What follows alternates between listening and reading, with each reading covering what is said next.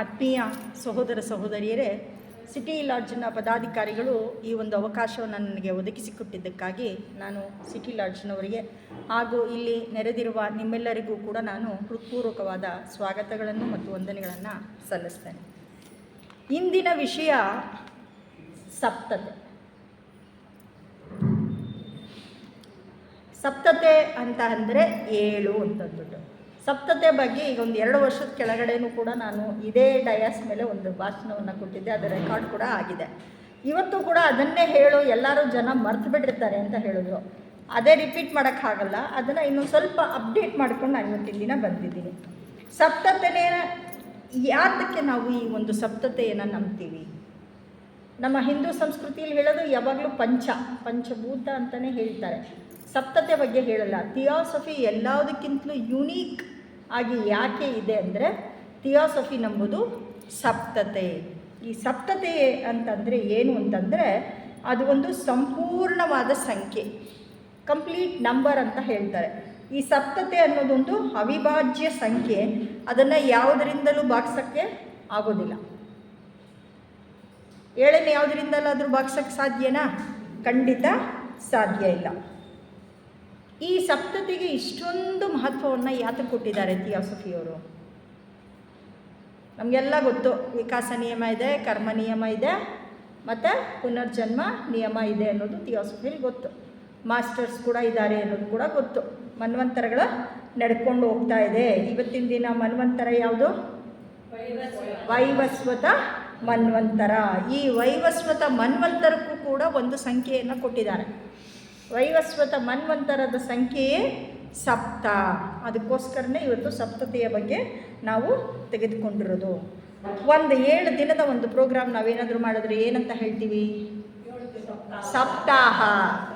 ಸಪ್ತಾಹ ಅಂತ ನಾವು ಹೇಳ್ತೀವಿ. 7ನೇ ದಿನ ಕೇತು ಅಂದರೆ 6 ಡೇಸ್ ನಾವು ಅಂದರೆ ಈ ರಥಸಪ್ತಮಿಯನ್ನು ಕೂಡ ವೈಶಾಖ ಶುಕ್ಲ ಸಪ್ತಮಿಯಿಂದೇ ನಾವು ಮಾಡ್ತೀವಿ. ಇದನ್ನು ಓದೋ ಲೆಕ್ಚರ್ನಲ್ಲಿ ನಾವು ತಿಳ್ಕೊಂಡು ಮಾಘ ಮಾಸ ಅದರಲ್ಲಿ ನಾವು ಅವತ್ತು ಆ ಸಪ್ತಮಿಯಿಂದೇ ಗಂಗೋತ್ಪತ್ತಿ ಕೂಡ ಆಗತ್ತೆ. ಮತ್ತು 6 ದಿನ ನಾವು ಕೆಲಸ ಮಾಡ್ತೀವಿ. 7ನೇ ದಿನ ವಿಶ್ರಾಂತಿ ತಗೋತೀವಿ. ವಿಶ್ರಾಂತಿ ದಿವಸ ಯಾವತ್ತು? ಇವತ್ತು ನಾವು ಯಾವ ಕೆಲಸವನ್ನು ಮಾಡ್ತಾ ಇದ್ದೀವಿ? ನಮ್ಮ ಮನಸ್ಸಿಗೆ ಯಾವುದು ಸಂತೋಷ ಕೊಡುತ್ತೆ, ಯಾವ ಕೆಲಸವನ್ನು ನಾವು ಮಾಡ್ಕೊಳ್ಬೇಕು, ನಮ್ಮ ಉದ್ಧಾರ ಯಾವುದರಿಂದ, ಮನೆ ಕ್ಲೀನ್ ಮಾಡಿಕೊಂಡ್ರೂ ಕೂಡ ಅದು ನಮಗೆ ಮೈಂಡ್ ಕೂಡ ರಿಲ್ಯಾಕ್ಸ್ ಆಗುತ್ತೆ. ವಿಶ್ರಾಂತಿ ತಗೊಂಡ್ರೆ ಹೊಸ ಚೈತನ್ಯ ನಮ್ಮಲ್ಲಿ ಬಂದು ತುಂಬಿಕೊಳ್ಳುತ್ತೆ. ನಾವು ಇನ್ನೂ ಹೆಚ್ಚಿನ ರೀತಿಯಲ್ಲಿ ಕೆಲಸ ಕಾರ್ಯವನ್ನು ಕೂಡ ನಾವು ಮಾಡ್ಬೋದು. ಇವತ್ತು ವಿಶ್ರಾಂತಿಯನ್ನು ತೆಗೆದುಕೊಳ್ಳೋದು, ನಮಗೆ ಏನು ಬೇಕೋ, ನಮ್ಮ ಮನಸ್ಸಿಗೆ ಯಾವುದು ಸಂತೋಷ ಕೊಡುತ್ತೆ ಆ ಕೆಲಸವನ್ನು ಮಾಡೋದೇ ಈ ದಿವಸ. ಅದನ್ನು ಇದು ಹೇಳ್ತಾರೆ. ಇನ್ನು ಮಾನವನ ವಿಕಾಸವನ್ನು ನಾವು ಸರಿಯಾಗಿ ಅರಿಬೇಕು ಅಂದರೆ ನಾವು ಸಪ್ತತೆಯನ್ನು ತಿಳ್ಕೊಂಡಿರಬೇಕು. ನಾವೆಲ್ಲ ಏನು ಹೇಳ್ತೀವಿ? ಒಂದು ಬುಕ್ಕು ಕೂಡ ಬರೆದಿದ್ದಾರೆ, ಮ್ಯಾನ್, ಗಾಡ್, ಯೂನಿವರ್ಸ್. ಮಾನವ, ದೇವರು ಮತ್ತು ಪ್ರಪಂಚ. ಇದು ಎಲ್ಲವೂ ಕೂಡ ಇರೋದೇ ತಾನೆ. ಈ 3 ಬಿಟ್ಟು ಇನ್ನೇನಾದರೂ ಇದೆಯಾ ಈ ಪ್ರಪಂಚದಲ್ಲಿ? ಏನೂ ಇಲ್ಲ. ನಾವಿದ್ದೀವಿ, ನಾವು ಏನನ್ನು ನಂಬ್ತೀವಿ? ಭಗವಂತನನ್ನು ನಂಬ್ತೀವಿ. ಪ್ರಕೃತಿ ಅನ್ನೋದು ಇದ್ದೇ ಇದೆ. ವಿಶ್ವದ ಹುಟ್ಟು ಆರಂಭ ಆಗುತ್ತೆ. ಆರಂಭ ಆದಾಗ ಏನಾಗುತ್ತೆ? ಒಂದಿದ್ದು 3 ಆಯಿತು.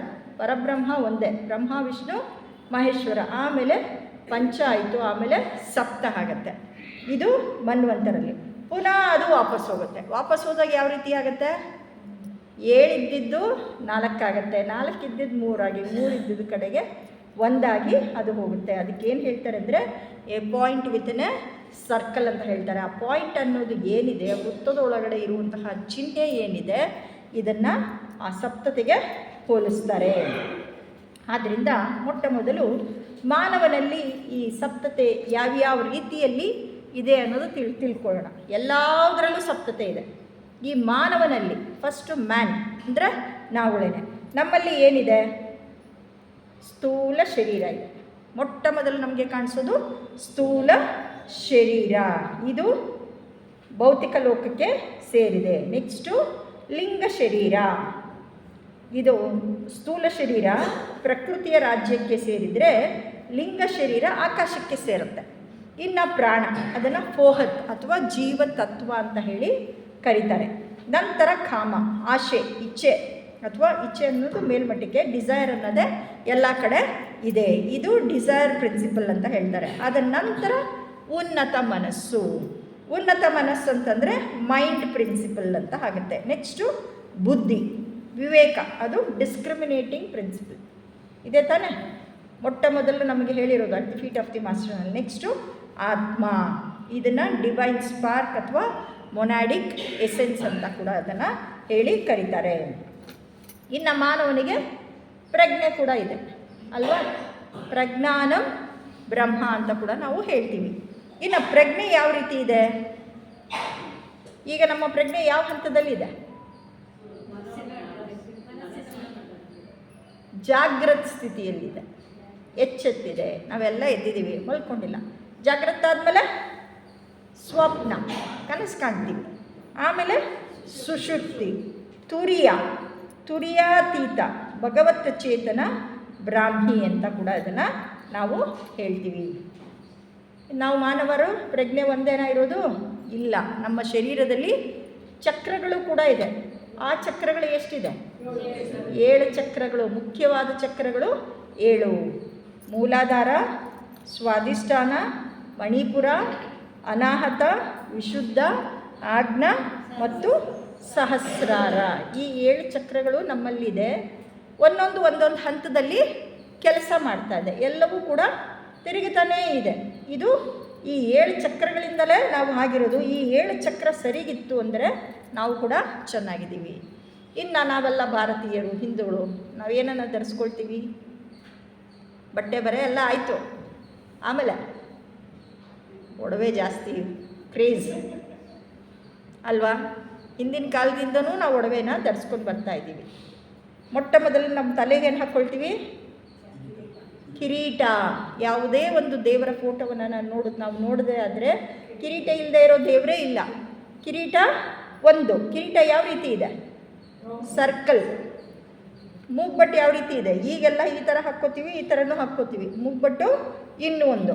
ಓಲೇನೂ ಅಷ್ಟೇ. ಹಿಂದಿನ ಕಾಲದ್ದು ಹಳೆಯದು ಫೋಟೋ ಅಥವಾ ಅನ್ಸಿವಿಲೈಸ್ಡು ಅಥವಾ ಹಳ್ಳಿಗಾಡು ಅಥವಾ ಗುಡ್ಡಗಾಡು ಅವರೆಲ್ಲ ಇದ್ದರೆ ಕಿವಿಗೆ ಅವ್ರು ಹಾಕ್ಕೊಳ್ಳೋದು ರಿಂಗನ್ನೇನೆ. ಇನ್ನು ಬಳೆ, ಅದು ರೌಂಡು. ಇನ್ನು ಅಡ್ಡಿಕೆ ಹಾಕ್ಕೋತಾ ಇದ್ವಿ ಹಿಂದಿನ ಕಾಲದಲ್ಲಿ, ನೆಕ್ಲೆಸ್ ಅಂತ ಏನು ಹೇಳ್ತೀವಿ, ಅದು ಕೂಡ ರೌಂಡು. ಆಮೇಲೆ ಡಾಬು, ಅದು ರೌಂಡು. ಕಾಲಿಗೆ ಗೆಜ್ಜೆ, ಅದು ರೌಂಡು. ಈಗ ಥರದ ಗೆಜ್ಜೆ ಹಾಕ್ಕೋತೀವಿ. ಮುಂಚೆ ಈಗಲೂ ಹಾಕ್ಕೋತಾರೆ, ಜಸ್ಟ್ ಒಂದು ರೌಂಡನ್ನು ಕಾಲಿಗೆ. ಈಗಲೂ ಕೂಡ ಅದು ಇದೆ. ಈ 7 ಕೂಡ ಮನುಷ್ಯ ಹಾಕ್ಕೊಳ್ಳೋ ಅಂಥದ್ದು. ಅದನ್ನೆಲ್ಲರೂ ಕೂಡ ಆಯಿತು. ಇನ್ನು ನಮ್ಮಲ್ಲಿ 7 ರೇಖೆಗಳಿದೆ ನಮ್ಮ ಗುಣ ಸ್ವಭಾವಕ್ಕೆ ತಕ್ಕಂತೆ. ಅಂದರೆ ಧನಾತ್ಮಕ ಸ್ವಭಾವದಲ್ಲಿ ನಾವು ಉಪಯೋಗಿಸ್ತೀವಿ. 7 ರೇಖೆಗಳಲ್ಲಿ ಮೊಟ್ಟ ಮೊದಲದಕ್ಕೆ ಒಂದೊಂದು ರೇಖೆಗೂ ಕೂಡ ಒಬ್ಬೊಬ್ಬ ಮಹಾತ್ಮರಿದ್ದಾರೆ ಅನ್ನೋದು ಥಿಯಾಸಫಿನಲ್ಲಿ ನಮಗೆ ಚೆನ್ನಾಗಿ ಗೊತ್ತು. ನಮ್ಮ ಸ್ವಭಾವ ಯಾವ ರೀತಿ ಇದೆ ಅನ್ನೋದು, ನಮ್ಮಲ್ಲಿರೋ ನೆಗೆಟಿವ್ ನೋಡಿದ್ರೂ ಕೂಡ ನಮ್ಮ 7 ರೇಖೆಗಳ ಬಗ್ಗೆ ನಾವು ಚೆನ್ನಾಗಿ ಅರ್ಥ ಮಾಡ್ಕೊಂಡ್ಬಿಡ್ಬೋದು. ಯಾತಕ್ಕೆ ಒಬ್ಬೊಬ್ಬರ ಗುಣ ಸ್ವಭಾವ ಒಂದೊಂದು ಥರ ಇದೆ ಅಂದರೆ, ಒಬ್ಬೊಬ್ಬರು ಒಂದೊಂದು ರೇಖೆಗೆ ಒಳಪಡಿಸ್ಕೊಂಡಿದ್ದಾರೆ ಅಥವಾ ಆ ರೇಖೆಯಲ್ಲಿ ಅವರು ಜನ್ಮವನ್ನು ತೆಗೆದುಕೊಂಡಿದ್ದಾರೆ. ಆ ರೇಖೆಯಲ್ಲಿ ಅವರಿಗೆ ಆಸಕ್ತಿ ಅನ್ನೋದು ಹುಟ್ಟಿದೆ. ನಮ್ಮ ಹುಟ್ಟಿನಿಂದಲೇ ನಮ್ಮ ರೇಖೆ ಅನ್ನೋದು ನಮಗೆ ಗೊತ್ತಾಗತ್ತೆ.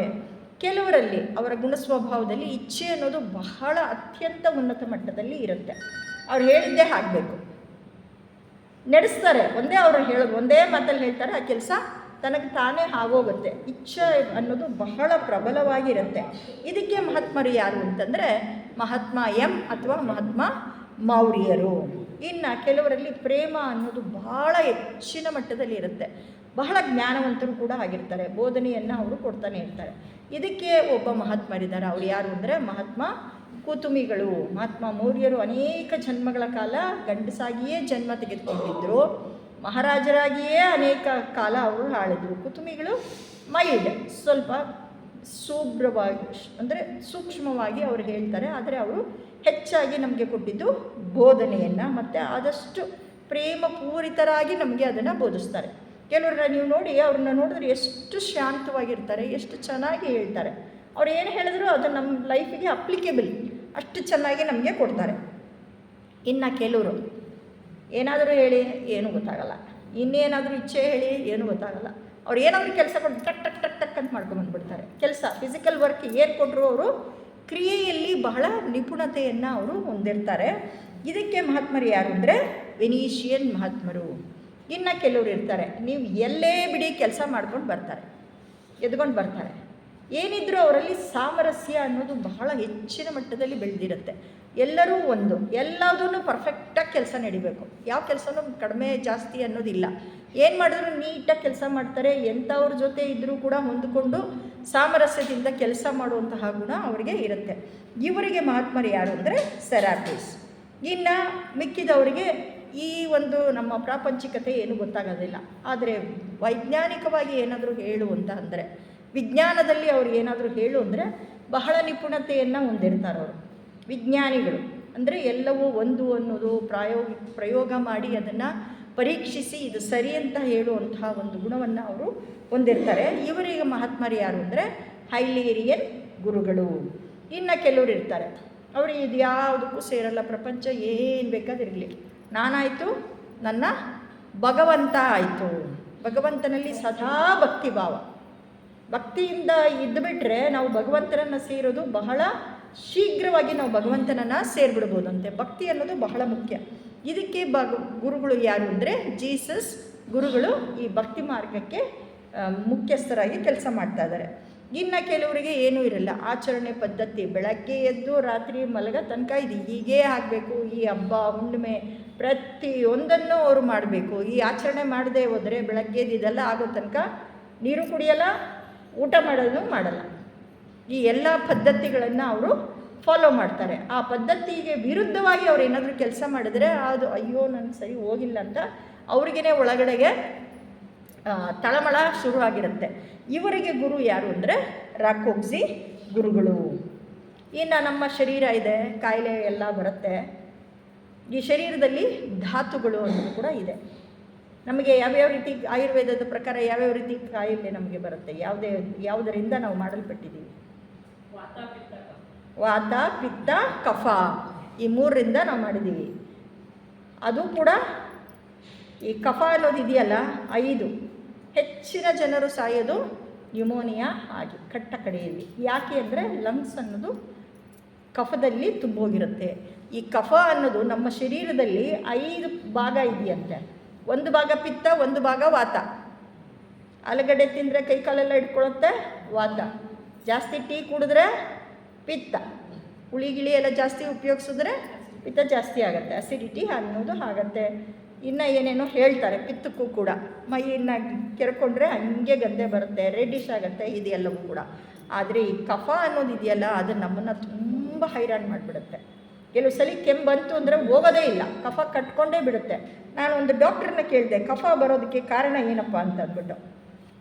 ಎಲ್ಲಿಂದ ಕಫ ಫಾರ್ಮ್ ಆಗುತ್ತೆ ಅನ್ನೋದು ಇದುವರೆಗೂ ನಾವು ಕಂಡು ಹಿಡಿದಿಲ್ಲ. ಕಫ ಅನ್ನೋದು ಇದೆ, ಕಫ ಅನ್ನೋದು ಬರುತ್ತೆ. ಯಾವ ರೀತಿ ಬರುತ್ತೆ ಗೊತ್ತಿಲ್ಲ. ಸಾಯಂಕಾಲ ಆದಮೇಲೆ ಏನಾದರೂ ಮಜ್ಜಿಗೆ ಮೊಸರು ಅಥವಾ ಜಿಡ್ಡು ಏನಾದರೂ ತಿಂದರೆ ಇಮಿಡಿಯೇಟ್ ಅದು ಕಫ ಆಗಿ ಪರಿಣಮಿಸ್ಬಿಡುತ್ತೆ. ಇನ್ನು ನಾವೆಲ್ಲ ಮದುವೆ ಆಗ್ತೀವಿ. ಮದುವೆ ಆದಾಗ ಒಂದು ಶಾಸ್ತ್ರ ಇದೆ, ಸಪ್ತಪದಿ. ಆ ಸಪ್ತಪದಿಯನ್ನು ನಾವು ತುಳಿತೀವಿ. ಸಪ್ತಪದಿಯಲ್ಲಿ ಮೊದಲನೇ ಹೆಜ್ಜೆ ಇಟ್ಟಾಗ ಯಾತಕ್ಕಪ್ಪ ಎಕೋ ಬರ್ತಾ ಇದೆ, ಕೇಳಿಸ್ತಾ ಇಲ್ವಾ? ಮುಂದೆ ಬಂದ್ಬಿಡಿ ಎಲ್ಲರೂ, ಹಿಂದೆಗಡೆಯಿಂದ ಇರೋರು. ಮತ್ತೆ ಯಾತಕ್ಕೆ ವ್ಯತ್ಯಾಸ ಆಯಿತು? ಮೊಟ್ಟ ಮೊದಲ ಹೆಜ್ಜೆಯನ್ನು ಸಪ್ತಪದಿಯಲ್ಲಿ ಇಟ್ಟಾಗ ಗಂಡು ಹೆಣ್ಣು 2 ಕೈ ಹಿಡ್ಕೊಂಡು 7 ಹೆಜ್ಜೆಯನ್ನು ಇಟ್ಟಿರ್ತಾರೆ. ಈಗ ತರಾವರಿ ಡಿಸೈನ್ಸ್ಗಳನ್ನೆಲ್ಲ ಮಾಡಿರ್ತಾರೆ. ಮೊಟ್ಟ ಮೊದಲನೇ ಹೆಜ್ಜೆ ಇಟ್ಟಾಗ ಅವ್ರು ಹೇಳ್ತಾರೆ, ಬಲ ಮತ್ತು ವೀರ್ಯದ ವೃದ್ಧಿಗಾಗಿ ನಾವು ಈ 7 ಹೆಜ್ಜೆಯನ್ನು ಒಟ್ಟಾಗಿ ಇಡ್ತಾ ಇದ್ದೀವಿ. 2ನೇ ಹೆಜ್ಜೆ ಇಡ್ತಾರೆ. 2ನೇ ಹೆಜ್ಜೆ ಇಟ್ಟಾಗ ಧನ ಧಾನ್ಯ ವೃದ್ಧಿಯಾಗಬೇಕು ಅಂತ ಹೇಳಿ ಭಗವಂತನನ್ನು ಅವರು ಪ್ರಾರ್ಥನೆ ಮಾಡ್ಕೊಳ್ತಾರೆ. 3ನೇ ಹೆಜ್ಜೆ ಇಟ್ಟಾಗ ಭವ್ಯವಾದ ಸುಖದ ಪ್ರಾಪ್ತಿ ನಮಗೆ ಆಗಬೇಕು ಅಂತ ಹೇಳಿ 3ನೇ ಹೆಜ್ಜೆಯನ್ನು ಇಡ್ತಾರೆ. ಇನ್ನು 4ನೇ ಹೆಜ್ಜೆ ಯಾತಕ್ಕೆ ಇಡ್ತಾರೆ ಅಂದರೆ ಸಂತತಿ ಮುಂದುವರಿಬೇಕು ಅಂತ ಹೇಳಿ ಸಂತತಿಯ ಸೊಗಸಿಗಾಗಿ 4ನೇ ಹೆಜ್ಜೆಯನ್ನು ಇಬ್ಬರೂ ಇಡ್ತಾರೆ. ಆ ನಂತರ ಅನುಕೂಲದ ನುಡಿಗಾಗಿ, ಅಂದರೆ ನಮ್ಮ ಮಾತು ಕೂಡ ಅಷ್ಟೇ ಚೆನ್ನಾಗಿರಬೇಕು, ಅನುಕೂಲಕರವಾಗಿ ಇರುವಂಥದ್ದಕ್ಕೋಸ್ಕರ 5ನೇ ಹೆಜ್ಜೆ ಇಟ್ಟರೆ 6ನೇ ಹೆಜ್ಜೆಯನ್ನು ಅನುಕೂಲ ಸಖ್ಯಕ್ಕೆ ಅವರು ಇಡ್ತಾರೆ. ಇನ್ನು 7ನೇ ಹೆಜ್ಜೆಯನ್ನು ಅವರು ಅನ್ನಮಯ ದೇವರ ಪೂಜೆಗೋಸ್ಕರ ಅವರು 7 ಹೆಜ್ಜೆಯನ್ನು ಇಟ್ಟು ಈ ಸಪ್ತಪದಿಯನ್ನು ಅವರು ತುಳಿತಾರೆ. ಇದೆಲ್ಲ ಆಯಿತು. ಇವತ್ತು ಭಾನುವಾರ ಅಂತ ಹೇಳಿದ್ವಿ. ವಾರದಲ್ಲಿ ಎಷ್ಟು ದಿವಸ ನಾವು ಮಾಡ್ಕೊಂಡಿದ್ದೀವಿ? ವಾರನೂ ಕೂಡ ನಾವು 7 ದಿವಸನೇ ನಾವು ಮಾಡ್ಕೊಂಡಿದ್ದೀವಿ. ಪ್ರಾರಂಭ ಯಾವುದರಿಂದ ಆಗುತ್ತೆ? ಸೋಮವಾರದಿಂದ ಆಗಲ್ಲ, ಭಾನುವಾರದಿಂದ. ಭಾನುವಾರ, ಸೋಮವಾರ, ಮಂಗಳವಾರ, ಬುಧವಾರ, ಗುರುವಾರ, ಶುಕ್ರವಾರ ಮತ್ತು ಶನಿವಾರ ಅಂತ ಹೇಳಿ 7 ವಾರಗಳನ್ನ ಕೂಡ ನಾವು ಇಟ್ಕೊಂಡಿದ್ದೀವಿ. ಇನ್ನು ನಾವೆಲ್ಲ ಹೋದಾಗ ನಮಗೆಲ್ಲ ಎಂಟರ್ಟೈನ್ಮೆಂಟ್ ಎಲ್ಲ ಬೇಕು ಅಂದಾಗ ಈಗಿನ ಕಾಲಕ್ಕೆ ಟಿ ವಿ ಜಾಸ್ತಿ ಇದೆ, ಮೊಬೈಲ್ ಇದೆ. ಹಿಂದಿನ ಕಾಲದಲ್ಲಿ ಇಲ್ಲ. ಒಂದು ದೇವಸ್ಥಾನಕ್ಕೆ ಹೋದ್ರೆ ನಾವಲ್ಲಿ ನಾವು ನೋಡೋದು ಏನನ್ನ 4 ಪಾರ್ಟ್ ಇರುತ್ತೆ. ಒಂದು ಹೊರಗಡೆ ಇರೋದು ಅಂಗಣ ಆದರೆ, ಒಳಗಡೆಗೆ ಇನ್ನೊಂದು ಹಾಲು, ಅದರ ಒಳಗಡೆ ಇನ್ನೊಂದು ಯಾವುದು ಇರುತ್ತೆ, ಕಡೆಯಲ್ಲಿ ಗರ್ಭಗುಡಿ ಇರುತ್ತೆ. ಅದಕ್ಕೆ ಮುಂಚೆ ಒಂದು ಡಯಾಸ್ ಇರುತ್ತೆ, ಅಲ್ಲಿ ನರ್ತನ ಮಾಡೋದಕ್ಕೆ, ನಾಟ್ಯ ಮಾಡೋದಕ್ಕೆ. ಎಲ್ಲಿಂದ ಯಾವುದೇ ಹಳೆಯ ಕಾಲದ ದೇವಸ್ಥಾನಕ್ಕೆ ಹೋದರೆ 4 ಪ್ರಾಂಗಣಗಳನ್ನ ಅವರು ಕಟ್ಟಿರ್ತಾರೆ. ಆ ಒಂದು ನಾಟ್ಯದಲ್ಲಿ ಮಾಡಬೇಕಾದ್ರೆ ಅಲ್ಲೂ ಕೂಡ 7 ಅವಶ್ಯಕತೆ ಇದೆಯಂತೆ. ಇದು ನನಗೆ ಗೊತ್ತಿರಲಿಲ್ಲ, ಈಗ ನಾನು ರಿಸರ್ಚ್ ಮಾಡಿದಾಗ ನನಗೆ ಗೊತ್ತಾಯಿತು. ಸಭಾ ಭಟ್ಟ ಅಂತ ಒಬ್ಬರು ಇರ್ತಾರಂತೆ, ಇನ್ನೊಬ್ಬ ಭಟ್ಟ ಅಂತ, ಇನ್ನೊಬ್ಬ ಗಾಯಕ ಇಲ್ಲದೆ ಹೋದರೆ ಅವರು ಡ್ಯಾನ್ಸ್ ಮಾಡೋದಕ್ಕೆ ಆಗೋದಿಲ್ಲ. ಆಮೇಲೆ ನರ್ತಕ ಬೇಕು, ನಾಟ್ಯ ಮಾಡೋಕ್ಕೆ ಅವರೇ ಬೇಕಲ್ವ. ಇನ್ನೊಬ್ಬ ಪರಿಹಾಸಕ ಬೇಕು, ಇನ್ನೊಬ್ಬ ವಿದ್ವಾಂಸ ಬೇಕು, ಇನ್ನೊಬ್ಬ ಇತಿಹಾಸ ಯಾರು ತಿಳಿದು ಇದ್ದಾರೆ ಅವರು ಇತಿಹಾಸಕ ಕೂಡ ಬೇಕಾಗತ್ತೆ. ಇನ್ನು ಮುಂದುವರೆದು ನೋಡೋದೇ ಆದರೆ ನಮ್ಮಲ್ಲಿ ನಾವು ಹೇಳ್ತೀವಿ ನಮಗೆಲ್ಲ ಏನು ಬೇಕು, ಸಾವನ್ನೋದು ಇದ್ದೇ ಇದೆ, ನಾವೆಲ್ಲ ಚಿರಂಜೀವಿಗಳಾಗಬೇಕು ಅಂತ ತಪಸ್ಸು ಮಾಡ್ತೀವಿ. ಚಿರಂಜೀವಿಗಳಿದ್ದಾರಾ ಅಂದರೆ ಇದ್ದಾರೆ ಅಂತ ಹೇಳ್ತಾರೆ. ಸಂಬಳ ಅದು ಓದ್ತಾ ಇರಬೇಕಾದ್ರೆ ಚಿರಂಜೀವಿಗಳನ್ನ ನಾವು ನೋಡಿದ್ದೀವಿ, ಅಲ್ಲಿ ಅವರು ಓಡಾಡಿಕೊಂಡು ಇದ್ದಾರೆ ಅಂತ ಅಂದ್ಬಿಟ್ಟು ಓದಿದ್ದಾರೆ. ನಾವು ಯಾರು ಸಂಬಳಕ್ಕೆ ಹೋಗಿಲ್ಲ, ನಾವು ನೋಡಿಲ್ಲ. ಆದರೆ ಚಿರಂಜೀವಿಗಳು ಕೂಡ 7 ಜನ ಚಿರಂಜೀವಿಗಳು ಇದ್ದಾರೆ ಅಂತ ಹೇಳ್ತಾರೆ. ಅವರು ಯಾರು ಅಂತಂದರೆ, ಮೊಟ್ಟ ಮೊದಲನೇದಾಗಿ ಅಶ್ವತ್ಥಾಮ, ಬಲಿ ಚಕ್ರವರ್ತಿ, ವ್ಯಾಸ, ಹನುಮಂತ, ವಿಭೀಷಣ, ಕೃಪಾಚಾರ್ಯ ಮತ್ತು ಪರಶುರಾಮ. ಇಷ್ಟು ಜನಗಳು ಕೂಡ ಚಿರಂಜೀವಿಗಳಾಗಿ ಇದ್ದಾರೆ. ಇನ್ನು 7 ವರ್ಷ ನಮಗೆಲ್ಲ ವಯಸ್ಸಾಗ್ತಾ ಇದೆ ಅಲ್ವಾ.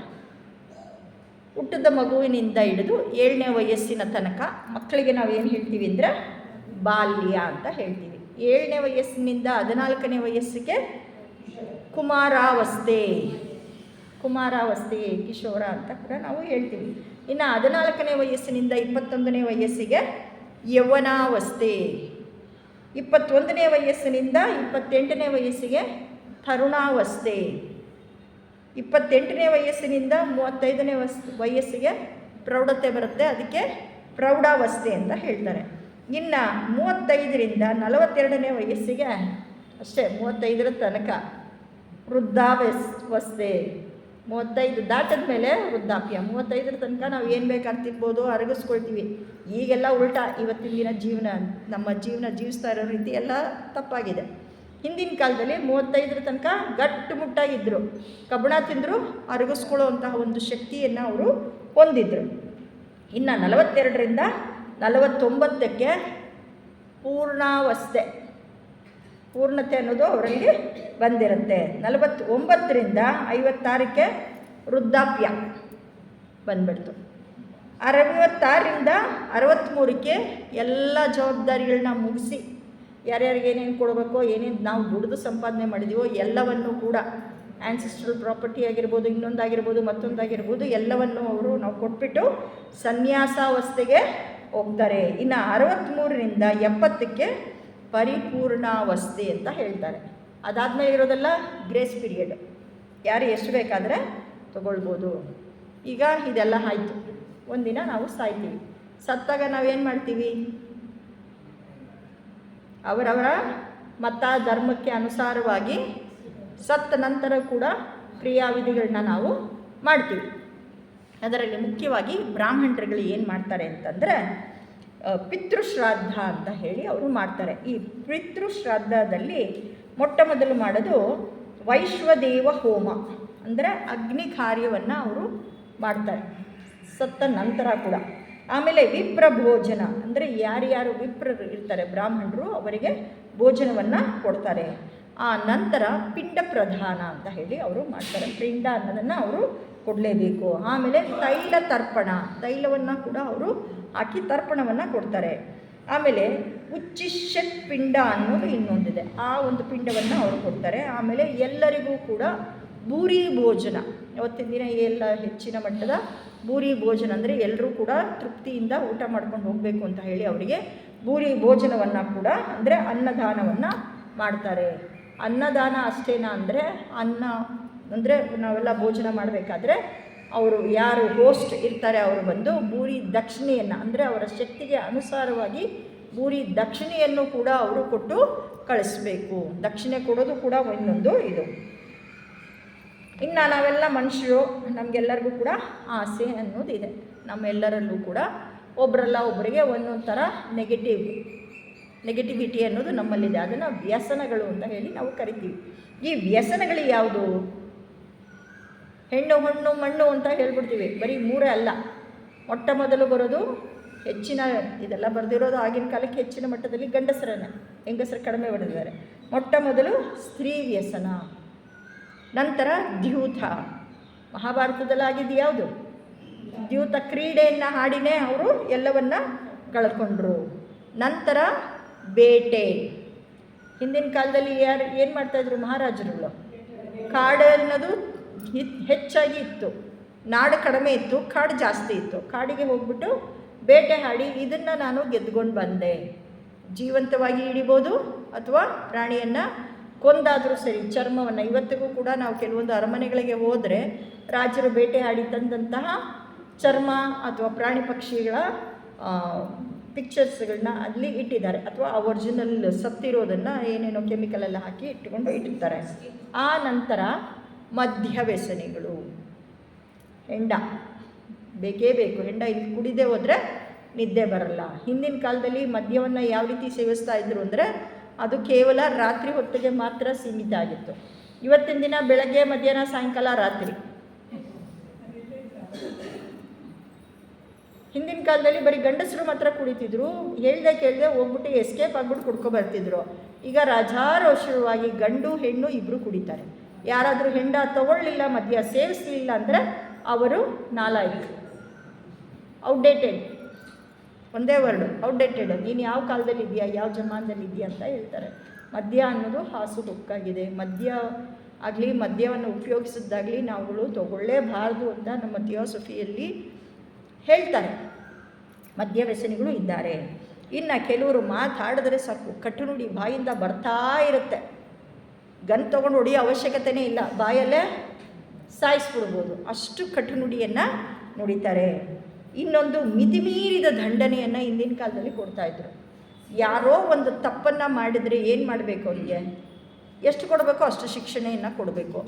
ಅವನ್ನ ಮರಕ್ಕೆ ಕಟ್ಟಾಕು, ಅವ್ನ ಬಟ್ಟೆ ಬಿಚ್ಚು, ಒಂದು ದೊಡ್ಡದು ಇದನ್ನು ಬೆಲ್ಟ್ ತಗೋ, ಚರ್ಮದ್ದು ಅವ್ನಿಗೆ ಹಿಡ್ಕೊಂಡು ಹೊಡಿ. ಇದು ಮಿತಿಮೀರಿದ ದಂಡನೆ. ಈ ಒಂದು ದಂಡನೆಯನ್ನು ವಿಧಿಸೋದು ಕೂಡ ತಪ್ಪು. ಇನ್ನೊಂದು ಅರ್ಥ ಸಂದೂಷಣ ಅಂತ ಹೇಳ್ತಾರೆ. ಅದನ್ನು ಸ್ಪ್ಲಿಂಡೆತ್ ಲಿಫ್ಟ್ ಡಿಫೈಲಿಂಗ್ ಅಂತ ಅಂದ್ಬಿಟ್ಟು ಹೇಳ್ತಾರೆ. ಇದು ಇನ್ನೊಂದು ರೀತಿಯ ದಂಡನೆಯನ್ನು ಅವರು ಕೊಡ್ತಾಯಿದ್ರು. ಇದು ಎಲ್ಲ ಮಾಡಿದ್ರೂ ಕೂಡ ಮನುಷ್ಯ ಹೆಂಗಿದ್ದಾನೆ? ಏನಾದರೂ ವ್ಯತ್ಯಾಸ ಇದೆಯಾ?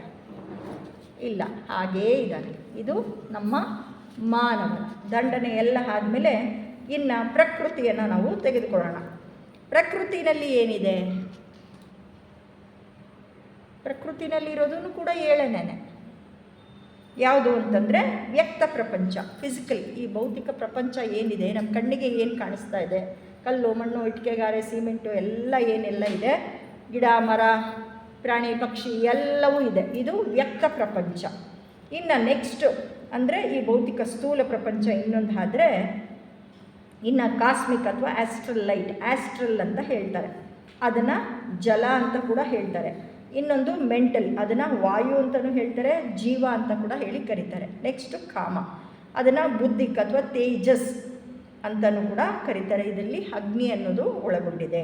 ಆಮೇಲೆ ಆತ್ಮಿಕ್ ಅಂದರೆ ಆಕಾಶ. ಇಲ್ಲಿ ಥರ್ಡ್ ಲೋಗಾಸಿಂದ ಇದೆಲ್ಲವೂ ಕೂಡ ಬಂದಿರುತ್ತೆ, ಅದರಲ್ಲಿ ಡೆವಲಪ್ ಆಗುತ್ತೆ. ಆತ್ಮಿಕ ಆದಮೇಲೆ ಅನುಪಾದಕ ಲೋಕ, ಅಲ್ಲಿ ಚೈತನ್ಯ, ಇದು ಸೆಕೆಂಡ್ ಲೋಗಸಿಂದ ಬರುತ್ತೆ. ನೆಕ್ಸ್ಟು ಆದಿಲೋಕದಲ್ಲಿ ಹಿರಣ್ಯಗರ್ಭ, ಫಸ್ಟ್ ಲೋಗಾಸ್ ಇರೋದೇ ಹಿರಣ್ಯಗರ್ಭ. ಆದಿಲೋಕ ಅನುಪಾದಕ ಲೋಕ ನಮಗೆ ಹೆಚ್ಚಾಗಿ ತಿಳಿದಿಲ್ಲ. ಆತ್ಮ, ಬುದ್ಧಿ, ಮನಸ್, ಆಸ್ಟ್ರಲ್, ಫಿಸಿಕಲ್, ಈ 5 ಲೋಕದ ಬಗ್ಗೆ ನಮಗೆ ಗೊತ್ತಿದೆ. ಆದರೆ ನಾವು ಸದಾಕಾಲ ಕೆಲಸ ಮಾಡೋದು ಸ್ಥೂಲ ಶರೀರ, ಪ್ರಾಣಮಯ ಕೋಶ, ಆಮೇಲೆ ಆಸ್ಟ್ರಲ್ ಬಾಡಿ, ಕಾಮಲೋಕ ಮತ್ತು ಕೆಳ ಮನಸ್ಸು, ಇದನ್ನು ಲೋಯರ್ ಕ್ವಾಡ್ರಿನರಿ ಅಂತ ಹೇಳಿ ಕರೀತಾರೆ. ಇದರಲ್ಲಿ ನಾವು ಪ್ರತಿನಿತ್ಯ ಪ್ರತಿಕ್ಷಣ ನಾವು ಕೆಲಸ ಮಾಡೋದು, ಉಪಯೋಗಿಸೋದು ಇದು. ನಮ್ಮ ಮನಸ್ಸು ಚೆನ್ನಾಗಿದ್ದು ಇನ್ನೂ ಉನ್ನತ ಮಟ್ಟಕ್ಕೆ ನಾವು ಕೆಲಸ ಮಾಡಬೇಕು ಅಂತ ಅಂದಾಗ ಹೈಯರ್ ಟ್ರಯಾಡ್ ಅಂತ ಹೇಳಿ ಕರೀತಾರೆ. ಅಂದರೆ ಉನ್ನತ ಮನಸ್ಸು, ಬುದ್ಧಿ ಮತ್ತು ಆತ್ಮಲೋಕದಲ್ಲಿ ನಾವು ಕೆಲಸವನ್ನು ಮಾಡ್ತೇವೆ. ಆದ್ದರಿಂದ ಡಿವೈನ್ ಆ್ಯಂಡ್ ಫಾರ್ಮ್ಲೆಸ್ ವರ್ಲ್ಡ್ ಅನ್ನೋದು ಏನಿದೆ ಅದು ಕಾನ್ಷಿಯಸ್ನೆಸ್ಸಲ್ಲಿದೆ. ಇದು ಎಲ್ಲಿದೆ? ಡಿಸ್ಕ್ರಿಮಿನೇಷನ್ ಪವರ್ ಅನ್ನೋದು ಬುದ್ಧಿಯಲ್ಲಿದೆ. ಇನ್ನು ಮಹತ್ ಅನ್ನೋದು ಮೈಂಡ್ ಲೋಕದಲ್ಲಿದೆ. ಇನ್ನು ವಿಲ್ ಪವರ್ ಎಲ್ಲನೂ ಎಲ್ಲಿಂದ ಬರುತ್ತೆ ಅಂತಂದರೆ ಕಾಮಲೋಕದಲ್ಲಿ ಇರುತ್ತೆ. ಅಲ್ಲಿಂದನೇ ನಾವು ಇದನ್ನೆಲ್ಲವನ್ನು ಕೂಡ ನಾವು ಮಾಡಬೇಕು. ಹೋದ್ಸಲಿ ನಾವು ಸೂರ್ಯನ ಬಗ್ಗೆ ತಿಳ್ಕೊಂಡ್ವಿ. ಸೂರ್ಯ ರಥದಲ್ಲಿ ಬರ್ತಾನೆ. ಅವನ ರಥ ಎಷ್ಟು ಕುದುರೆಗಳಿಂದ ಆಗಿದೆ? 7 ಕುದುರೆಗಳಿಂದ ಆಗಿದೆ. ಸೂರ್ಯ ಕೂಡ 7 ಸಪ್ತ ಕುದುರೆಗಳನ್ನು ಹೊಂದಿದ್ದಾನೆ. ಸಪ್ತ ಕುದುರೆಗಳು ಕೂಡ ಬಿಳಿಯ ಬಣ್ಣದ್ದು ಆಗಿದೆ. ಮೊಟ್ಟ ಮೊದಲ ಕುದುರೆಯ ಹೆಸರು ಗಾಯತ್ರಿ, ಬೃಹತಿ, ಉಷಿತ್, ಜಗತಿ, ತಿಷ್ಟುಭ, ಅನುಷ್ಟುಭ ಮತ್ತು ಪಂಕ್ತಿ ಅಂತ ಹೇಳ್ತಾರೆ.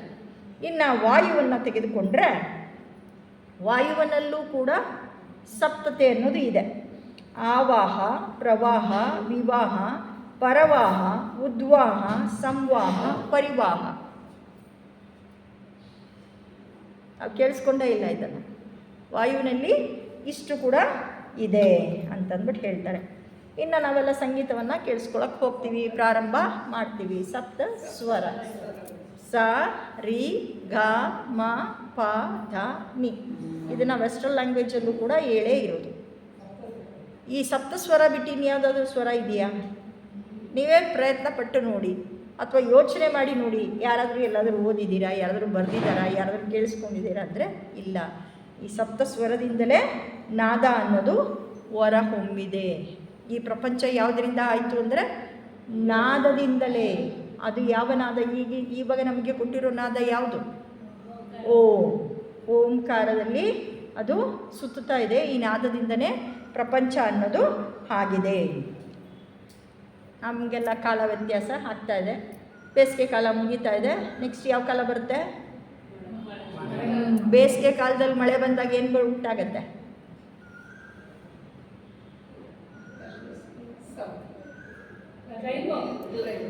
ರೈನ್ಬೋ, ಕಾಮನ ಬಿಲ್ಲು.